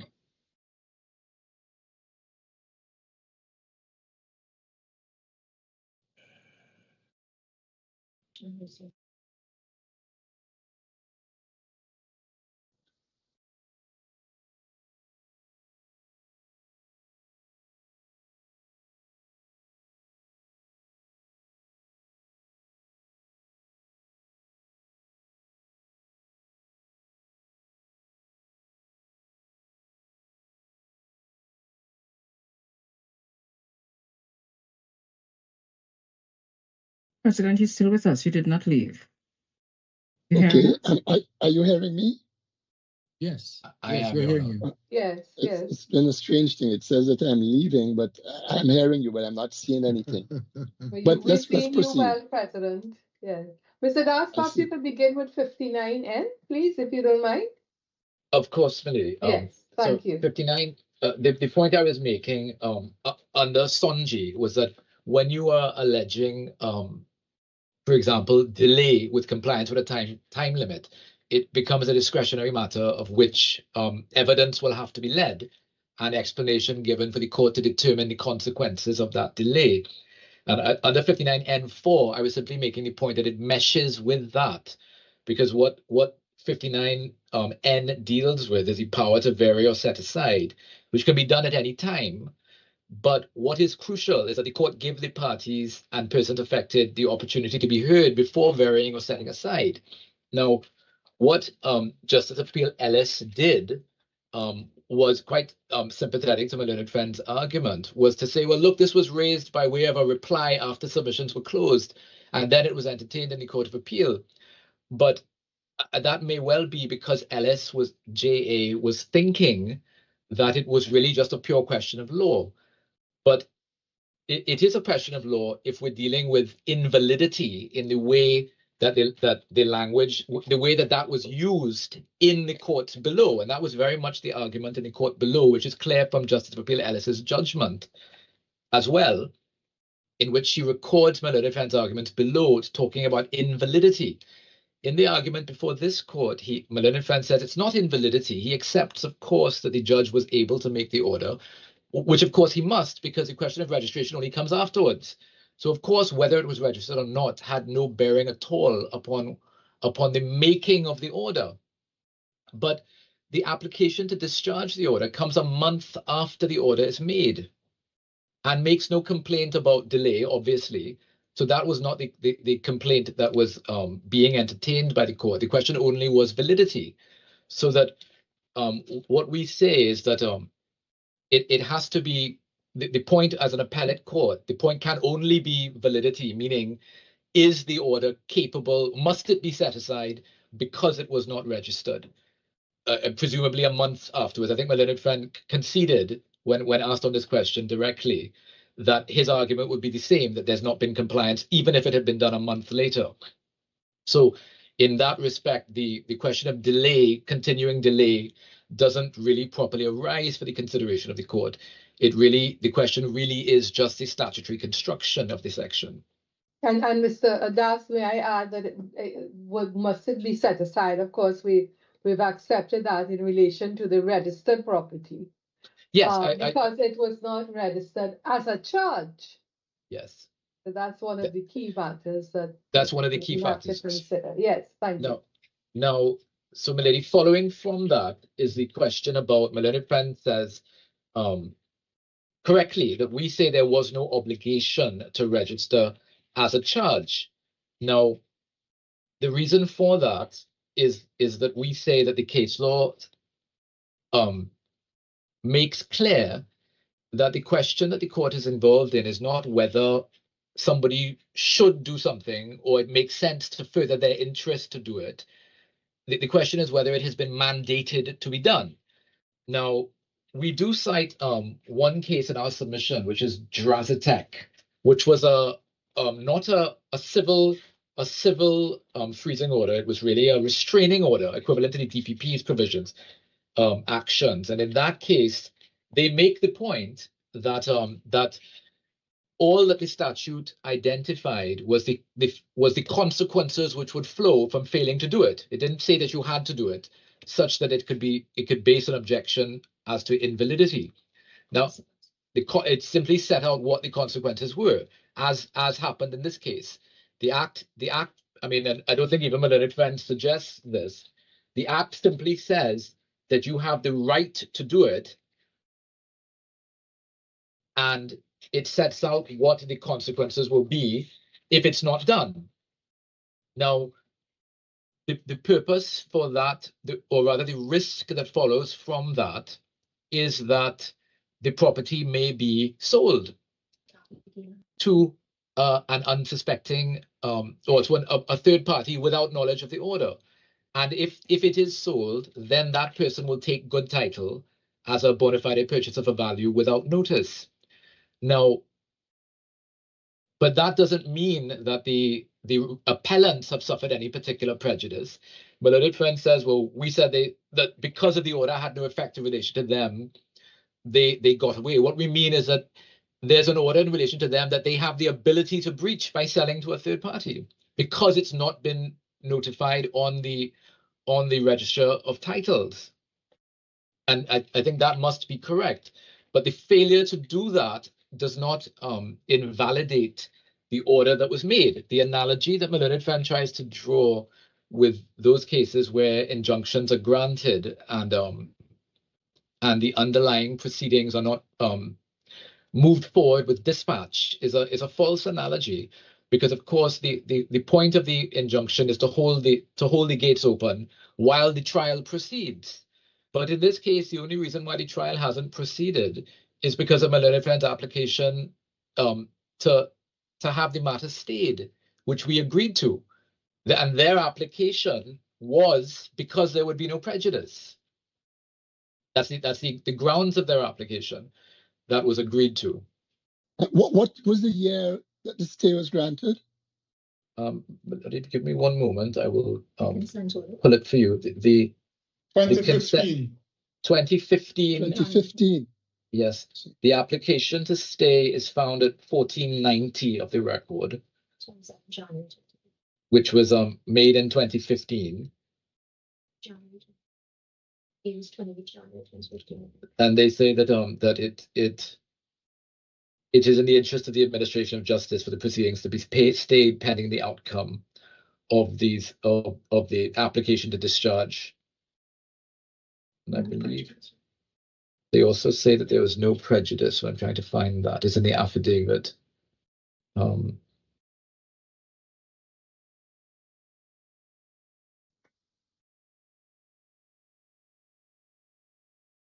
Yes, and that's at 1499. There will be no prejudice will be closed to the claimant or the applicant or the respondent. Claimant, applicant, respondent, should the stay be granting. The stay does not affect the substantive matter, but merely allows the status quo to remain until the application to discharge is heard and determined. That's at page 1499, paragraph 13. So that what we say, Your Honor, is that on a proper understanding of the case law, and that is Sonji and Tudor A1 properties, is that the court is simply engaged in a statutory construction exercise to determine whether there has been an obligation imposed to do something or not, and what the consequences of that breach would be if there has been a breach. Now, there hasn't been any statutory obligation imposed. It simply gives a facility. But we go on to say that even if a malicious defense argument is accepted and the court finds that there was a duty to register within a reasonable time and that we have breached that reasonable time, the statute does not identify the consequence of that breach. It doesn't say, for example, that if you don't register within 6 months, that you lose the right to register. There very clearly is a right to register, because that's the effect of the court order that is valid, having not been set aside despite 2 attempts in the courts below. So that right to register is the right that my learned friend argues has been lost. And what we say is that that is an attempt to have the court impose a statutory embellishment by putting in a consequence that was not there in the POCA, which is not only inconsistent with the general principles of Sonji and A1 properties, it's particularly inconsistent with the case law on POCA, which is cases like Reed, which makes clear that even if there is actual misconduct, where there was material non-disclosure, etc., and in this case, of course, all of those arguments have been dismissed in this case, so there's no suggestion of misconduct on the part of the AG. Even in that case, because of the peculiarities and public interests of POCA, the matter ought not to be dismissed at all, because of the public interest in ensuring that these assets that are suspected of being the proceeds of crime or of unlawful conduct, that they be made available so that the recovery proceedings are not rendered nugatory. So that we say when that case law is properly understood, it doesn't, it cannot lead to the conclusion that my learned friend asks for, because the conduct in this case, in Reed, they say that they're not going to suggest that there couldn't be conduct that was so bad that it would it would result in a discharge. But the point is that that would not likely be arrived at. So we say that in this case, the conduct that's complained of is really nowhere near active misconduct, so that anyone could suggest that the order should be discharged, that the recovery proceedings should be prejudiced. No. Now, my learned friend's other argument on the Mr. Das, before you go further, you use an interesting term, the active misconduct. Yes. Do you tie that back into your earlier submission that this would have been a case that required evidence then? Well, absolutely, milady, because we would be entitled to put in an affidavit to explain it. And one of the reasons that there is no explanation for the state's failure to file or to register or to do anything for all this period of time, all you have is in fact a non-registration of a caveat, and then in the supplemental bundle, we asked to put it before the court because I realized that it had been registered, but there's no explanation between those two things. And of course, I don't want to give evidence from the bar table. I mean, there was a stay in place, staying all proceedings. I don't know if that featured in it. What I rather suspect was part of the delay was the fact that has now been canvassed before this court, which is that it's difficult to understand what 59 BB2 intended when it spoke about a charge. And it may well be that that is the reason why it was ultimately revoked. Because remember, when you have a look at the record below, my learned friend's argument for much of this case was also, they withdrawn the argument now, but for much of the case, it was that POCA was simply ineffectual in relation to registered land. Their submission below was that without an amendment to the Registration of Title Act, you couldn't go further at all. And that was an issue that's now not pursued. So I rather suspect that there was some difficulty in understanding how the various provisions of 59 BB 1 and 2 were to be read together. But the point is, my learned friend's argument following the amendment and the removal of 59 BB 2, that it didn't revive anything that was not in force, we say misunderstands what the effect, how the POCA is to be construed as a whole. There was no right that had been removed at any time in this case. There was no time limit that said you've lost the right to proceed after a certain amount of time. There was no order of the court setting aside the order that was made. So what you had was a completely valid court order that the Attorney General had the right to register. Depending on how you read 59 BB 1 and 2, either to file a caveat or to file a charge. But there was no removal. That right had not been removed. So the question of revival of a right simply doesn't arise. In fact, if my learned friend's argument is interpreted, is taken to its logical conclusion, it means that the valid order of the court must somehow be treated as having been set aside in relation to the registered land at some point, such that we could now be arguing that that right was revived when 59 BB 2 was removed. But that's not our argument at all. And in fact, in the same provision of the Interpretation Act, it says that the repeal of a section will not affect, this is 39(2)(c) of the Interpretation Act, which is at 4991 of the record. It says the repeal will not affect any right, interest, title, power, privilege, obligation, duty, liability, accrued or incurred prior to the repeal or revocation. So plainly, the right of the Attorney General, when he has a valid order of the court that has not been set aside, is the right or the entitlement to come and register it under the Registration of Title Act to prevent third parties from getting title in the event that there's a sale. So we say that argument doesn't assist my learned friend, because the right was never lost. Mr. Das, just a quick question. Of course, the appellants in their, I think it was the written submissions in reply, seem to have suggested, I'll use the term suggested, that the active litigation that was underway was somehow, may somehow have influenced or given rise to the amendment. You mean the Zuniga point? Yes. Yes.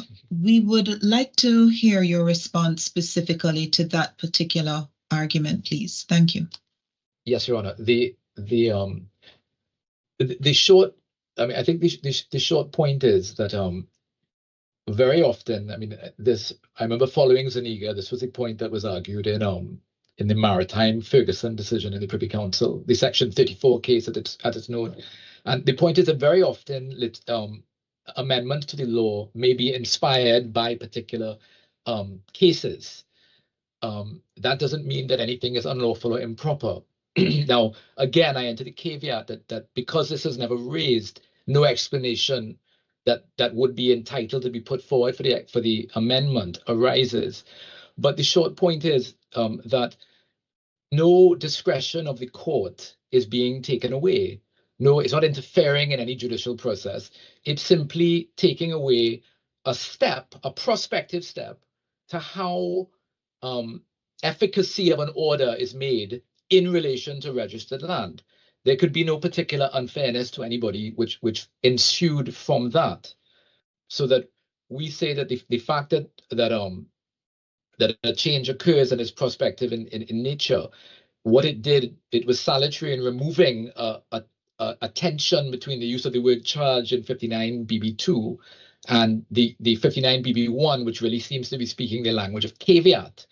But it certainly didn't prejudice anybody, and it could not do so. So that it really is not an argument that is available. But even if that were the argument that were to be raised, we would again say that that's something that would have to be raised not at this stage, because it would really be suggesting or impugning the legislation itself and the repeal, which is not something likely to be done by a sidewind. Mm-hmm.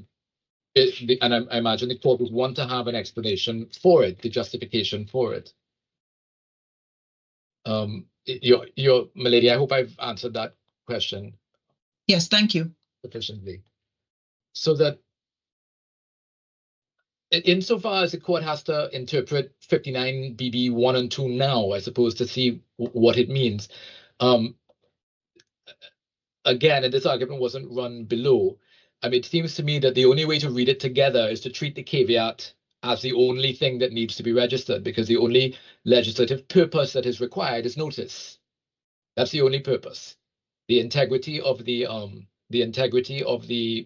registered land system is completely fulfilled by that, and that is the way the balancing between the judicial process and the POCA is maintained on the one hand, and the integrity of the registered land system is maintained on the other. There is no added benefit from saying, as Miller Defense Jr. points out, well, this is not a charge, and a charge has a meaning, and a charge has to be. There's no added benefit that ensues under the land registration system from that.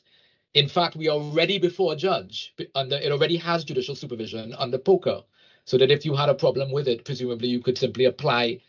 I think the POCA Act says at any time you can apply to set it aside if you feel that you're being prejudiced in some way. So that it seems that that's the only way it can be read.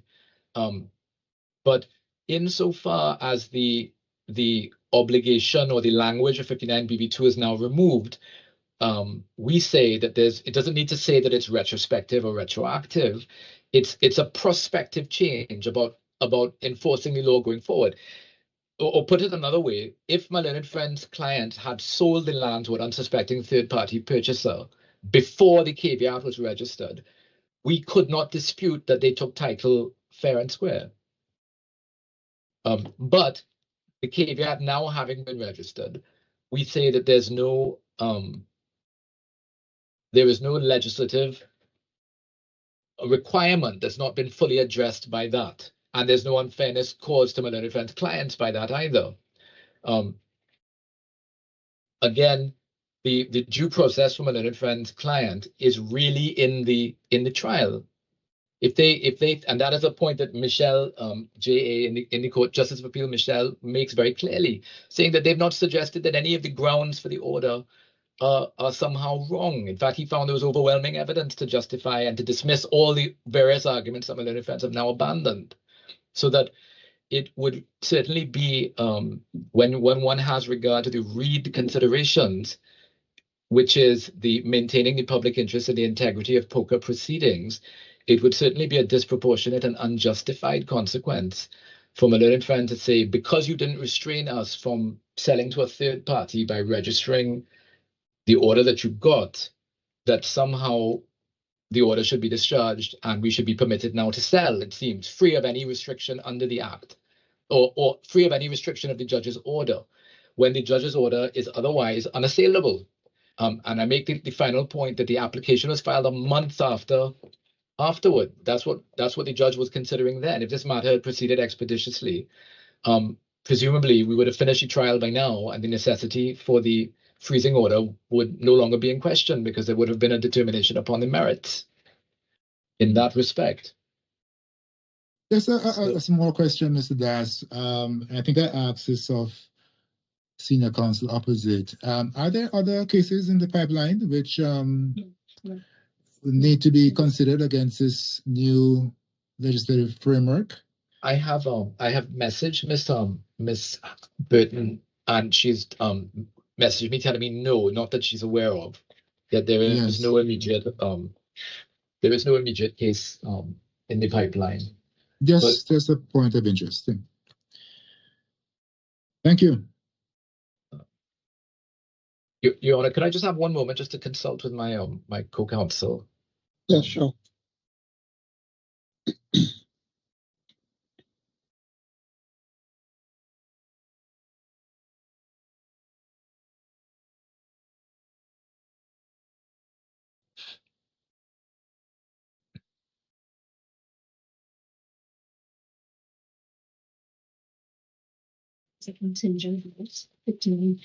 Your Honor, just one final point. I actually intended to do this at the beginning, which is just to look very quickly at the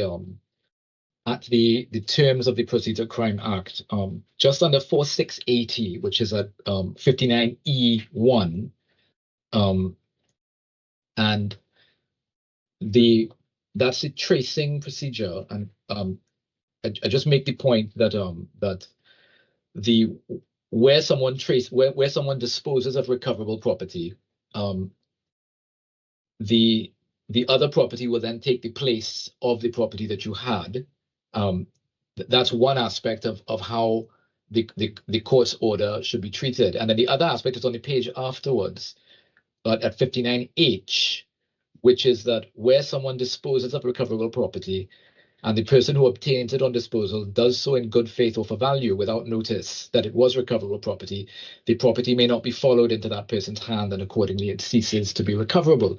So that theme of notice and is in the act, in the wider act as well.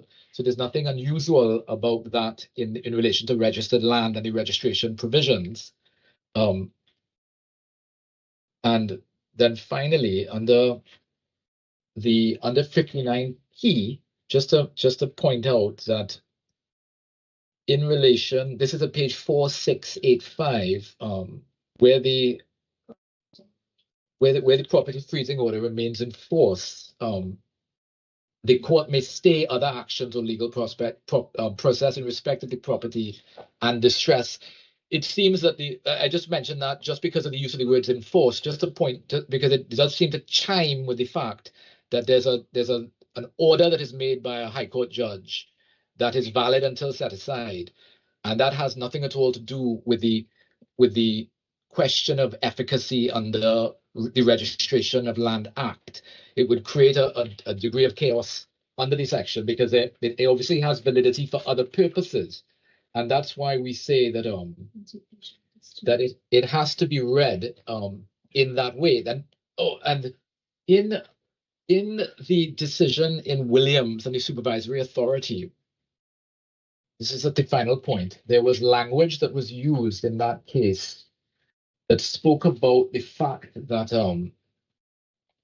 that some of these acts were in rem. Now, I should find the actual paragraph for you. Yeah, this is at page 4219 of the record. This is in the case of Williams and the supervisory authority.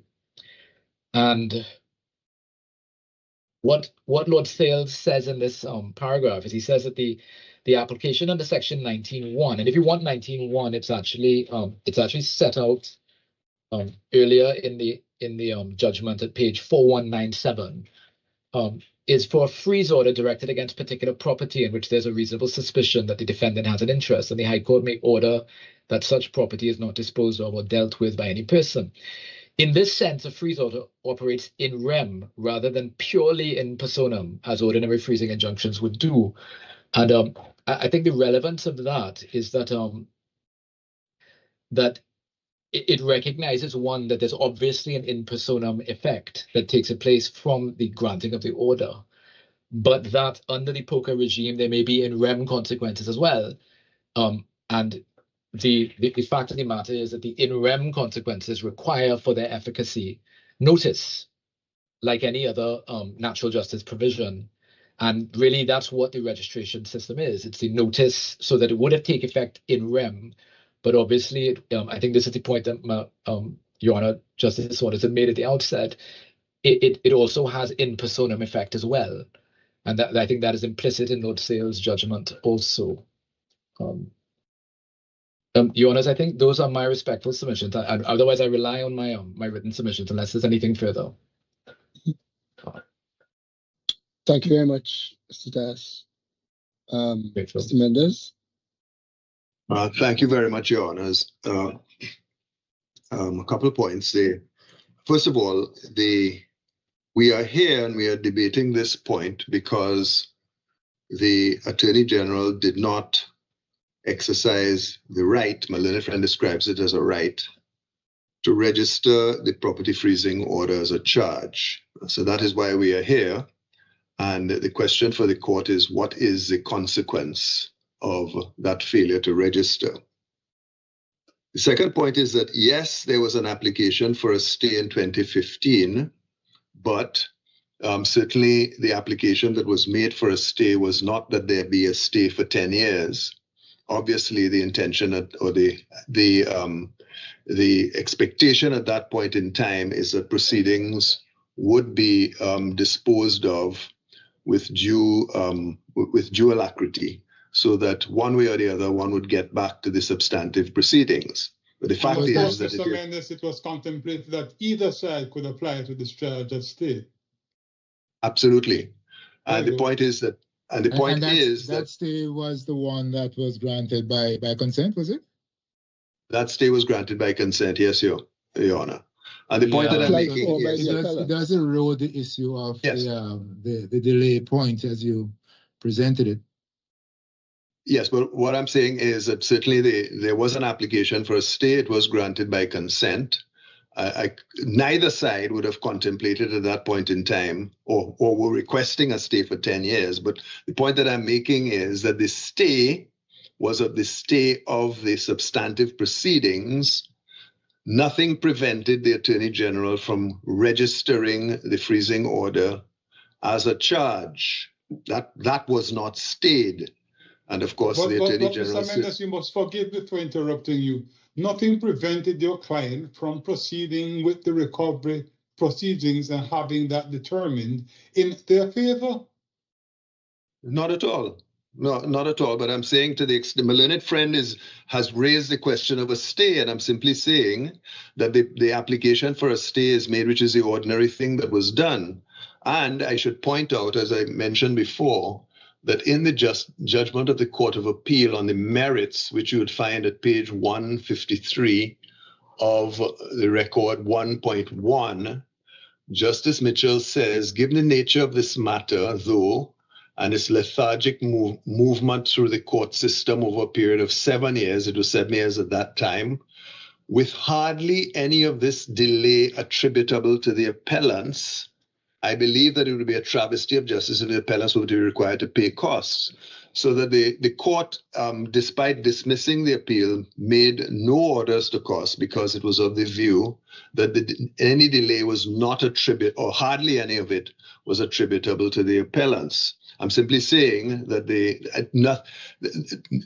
one can derive no assistance one way or the other from the fact that an application was made for a stay which was granted by consent, because at that point in time, no one was contemplating that we would still be seeking to dispose of the application. Except Mr. Darcy is saying, if I understand him correctly, that both sides agree that the stay would be without prejudice to the interests of either side. And I think he's also suggesting or implying that that might have been one of the reasons the AG didn't think it necessary to register the charge. Well, with all due respect, my learned friend cannot from the bar table, unless he's saying that these are his instructions.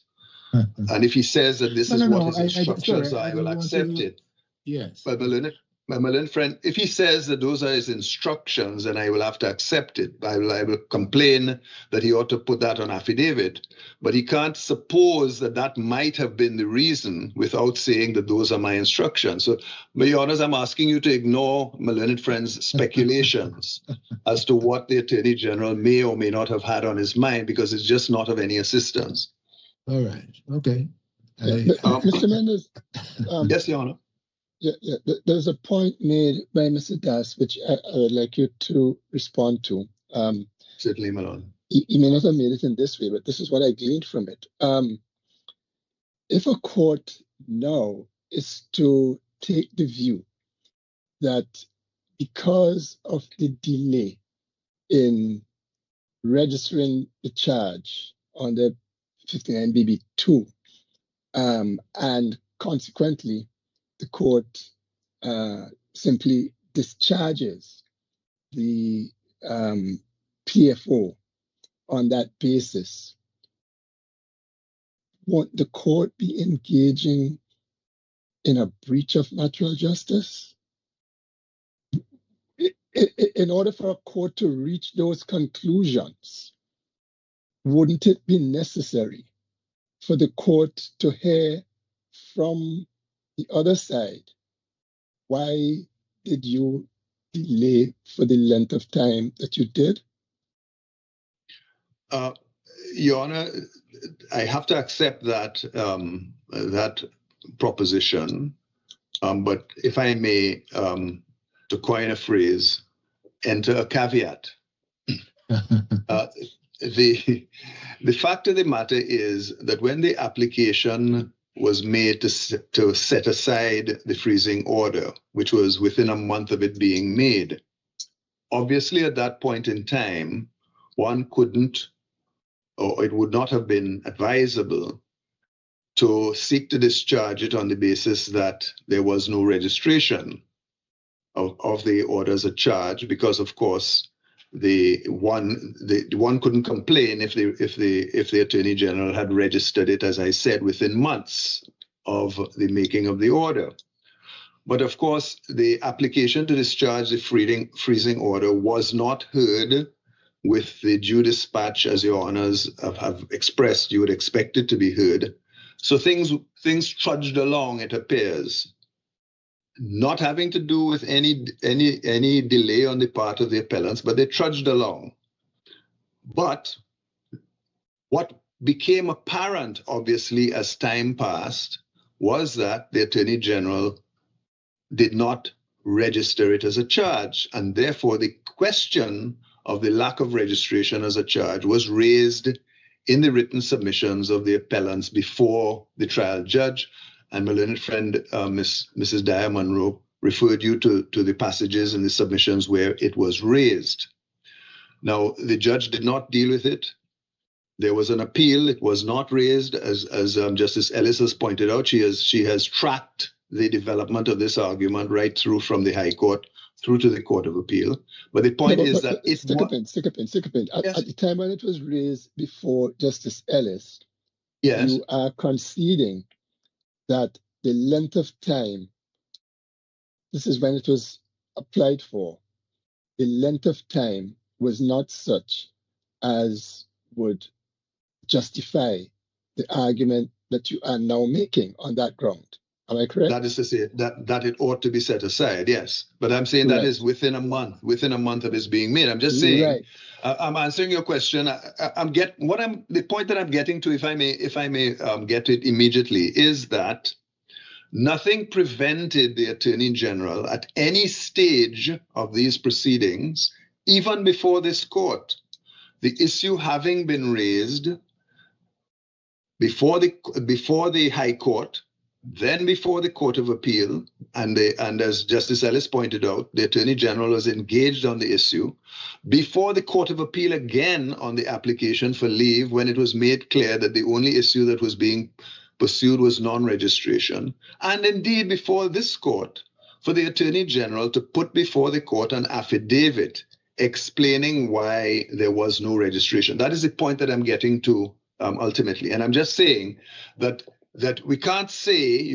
criticize the appellants for not including this as a ground in their original application, because there would not have been a sound basis at the very early stages to apply to set aside on this ground. But it became apparent, obviously, as one went along and as the years passed by, one after the other, that the Attorney General was not registering it as a charge. And therefore, the point became more and more and more urgent Of course, the other points were being raised as to whether the freezing order should be set aside on other substantive law grounds, until, of course, on the question of leave to appeal, the appellant took the position, well, I'm only going to pursue this ground. We don't consider that there are appealable grounds on the other points. So that is where we are. So in direct answer to your point, yes, it would be unfair to the Attorney General to discharge this on the ground of delay without giving the Attorney General an opportunity to be heard. But I'm saying as well that is the Attorney General's own fault, because the Attorney General has not sought at any point in time, now that the issue has been raised frontally, even after the Court of Appeal granted leave to appeal, to say these are the reasons why it was not registered. That's the point that I'm making. Yeah, Mr. Mendes, I follow you on that, but I want to ask a further question. Was there any way that you could as well have amended your application to discharge by including that point? Did anything prevent that? I cannot say that anything prevented, but I can't say at what point in time. I was not part of the proceedings at that stage to say at what point in time it would have been appropriate to do so. All I can say is that at one point in time, it was raised in the written submission. So I suppose at that point in time, Your Honor, you can criticize the appellants for not seeking to amend the application at that stage once the point was raised. Maybe there's fault to be shared on either side. This is what struck me throughout. If your knockout punch, your client's knockout punch, when the matter was before Justice Ellis, was not this point. This was not one of the grounds on which the application for the discharge was made. Your knockout punch metamorphosed over the years and became ripe over the years. Yes, so absolutely, Your Honor. I'm not disputing that, but I'm sorry, Your Honor. I'm sorry. Didn't that require of you a new application? Your Honor, that I think that is one way to think of resolving this issue. But if I may look at it another way, you can imagine the proceedings going along. And there's the provision that says you can bring this order into effect by registering it as a charge. And the appellant saying, well, the Attorney General can do it at any time. It's not being done. You raise the issue before the trial judge. It's not dealt with. You're going on appeal and wait, the Attorney General has not registered as a charge as yet. Years are passing by. So it is developing in this way, but you have other points to take. The Court of Appeal dismisses the matter, and then you say, but wait a minute, he still hasn't registered it as a charge. What he has done now is that he has now lodged a caveat. You raise it as the only point in which you're seeking leave, and still the Attorney General has not registered as a charge. When you raise it as the only point on leave to appeal, and you put that in your application for leave to appeal, then the act is amended. That is when it happens. I'm just saying that to be fair to the appellants as well, and to appreciate the decision-making process, this is a situation where the Attorney General could at any time have registered it as a charge, but he steadfastly has just refused to do so. And I'm just saying, to answer the point about fairness, he could at any point in time have addressed that question and say to the Court of Appeal, when it's considering leave, that the reason why this was not registered is because A, B, C, or D. That is the only answer that I can give at this stage to your point, Your Honors. But if I'm conscious of the fact that I have only a little time, and I just want to address a couple more points, if I may. The Isaac and Robertson case, which I did manage to pull up, Your Honors, Your Honor, is a case in which there was an order that was issued, an injunction, and what was being said was or what was being relied upon was a provision in the rules that says if you don't take a step after a year, the proceedings are deemed to be abandoned. And the person who was restrained by the injunction was saying, well, you can't hold me in contempt because the proceedings are deemed to be abandoned. And the court was saying, no, until the order which is restraining you has been set aside, you're bound by it. Of course, the difference between that case and this case is that the order had immediate effect. So the order was in effect, and the question whether the rule that says the proceedings are to be abandoned had the effect of discharging the order was obviously something that had to be made, a decision that had to be made by the court itself. But the difference between that case and this case is that the order was in effect from the word go, and therefore bound the subject in that case. We are saying that it never had effect in relation to registered land in this case. Is one of the nubs, one of the pivots. Absolutely. On this return. And if I whether the order, the effectiveness of the order was suspended, or whether the order was an effective order, but it required something to be done.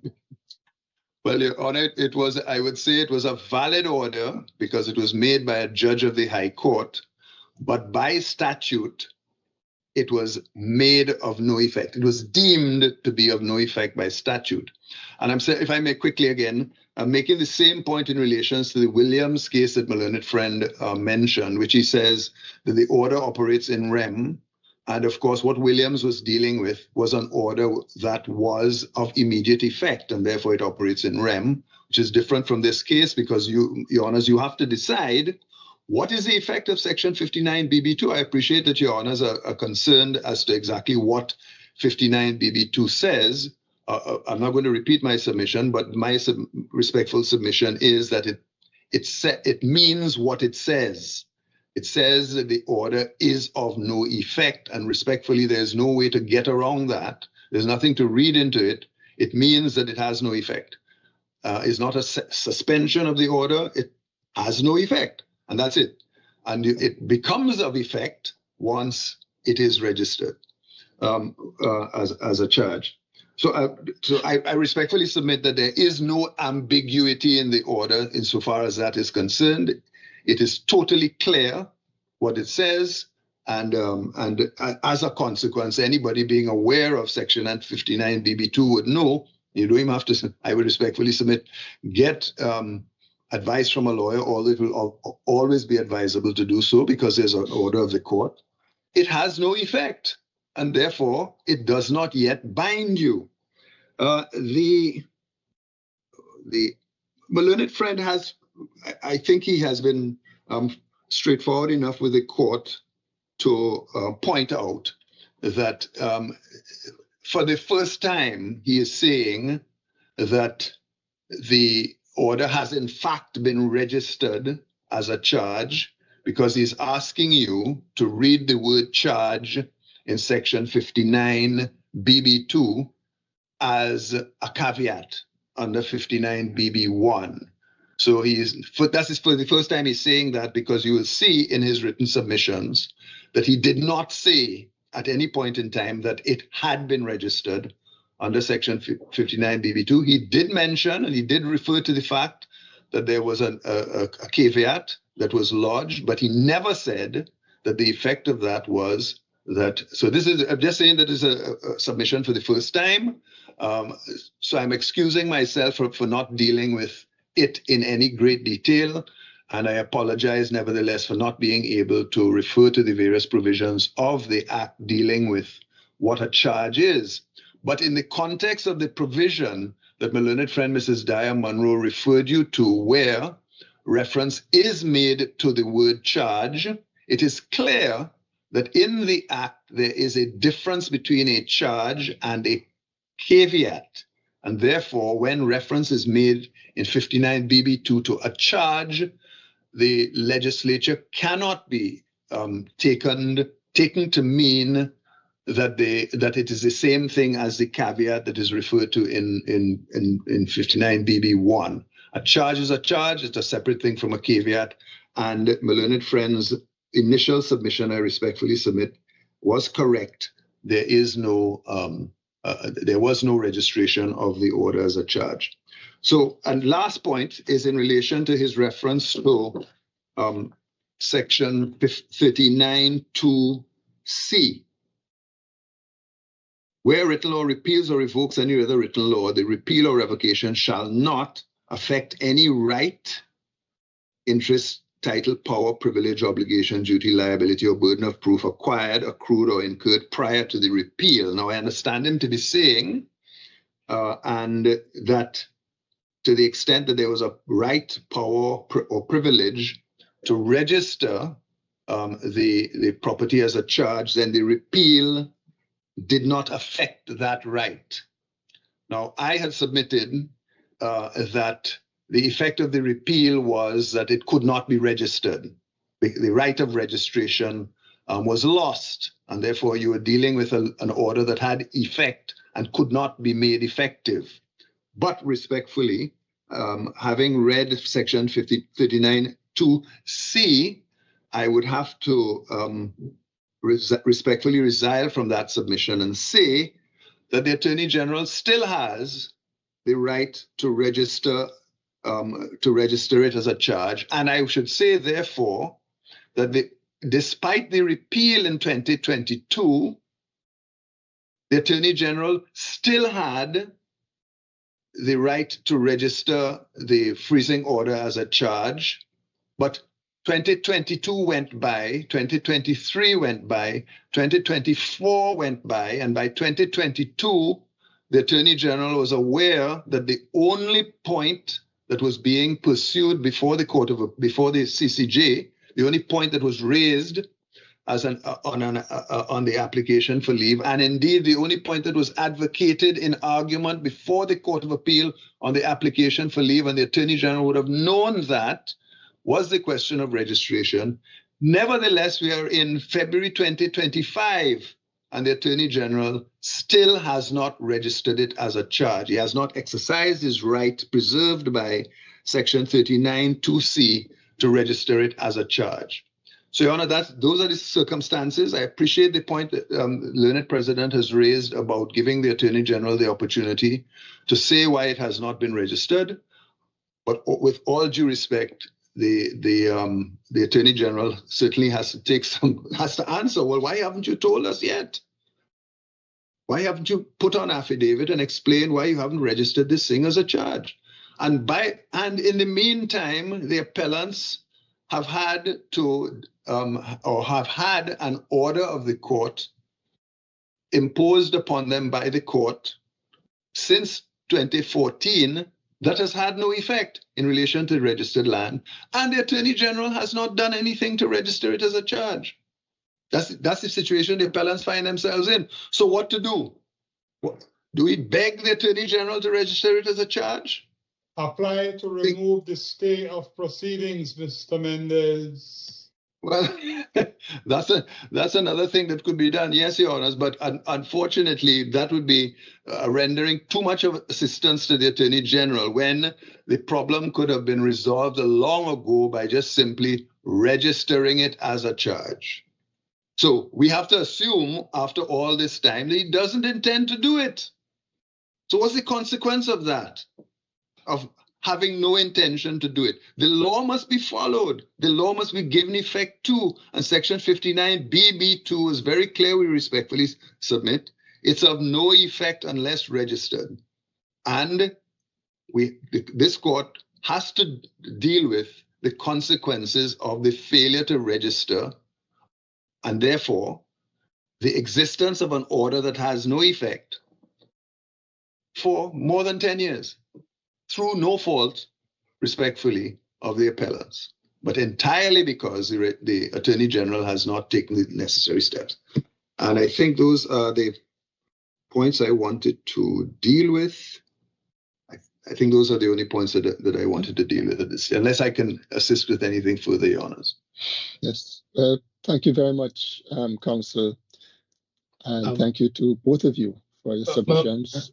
Your Honor, President, Mr. Darcy wanted to say something. My little friend raised one new point that and one submission that I didn't respond to, and I will be very brief with it. He has criticized us for not putting in an affidavit explaining the Attorney General's actions, and our simple response to that is that we could not have put in an affidavit at the appeal stage or before this court, because we would have had to. We were talking about things that happened a very long time ago. I don't know that we would have met the threshold. It's not fresh evidence. It's an explanation for what has been going on for a period.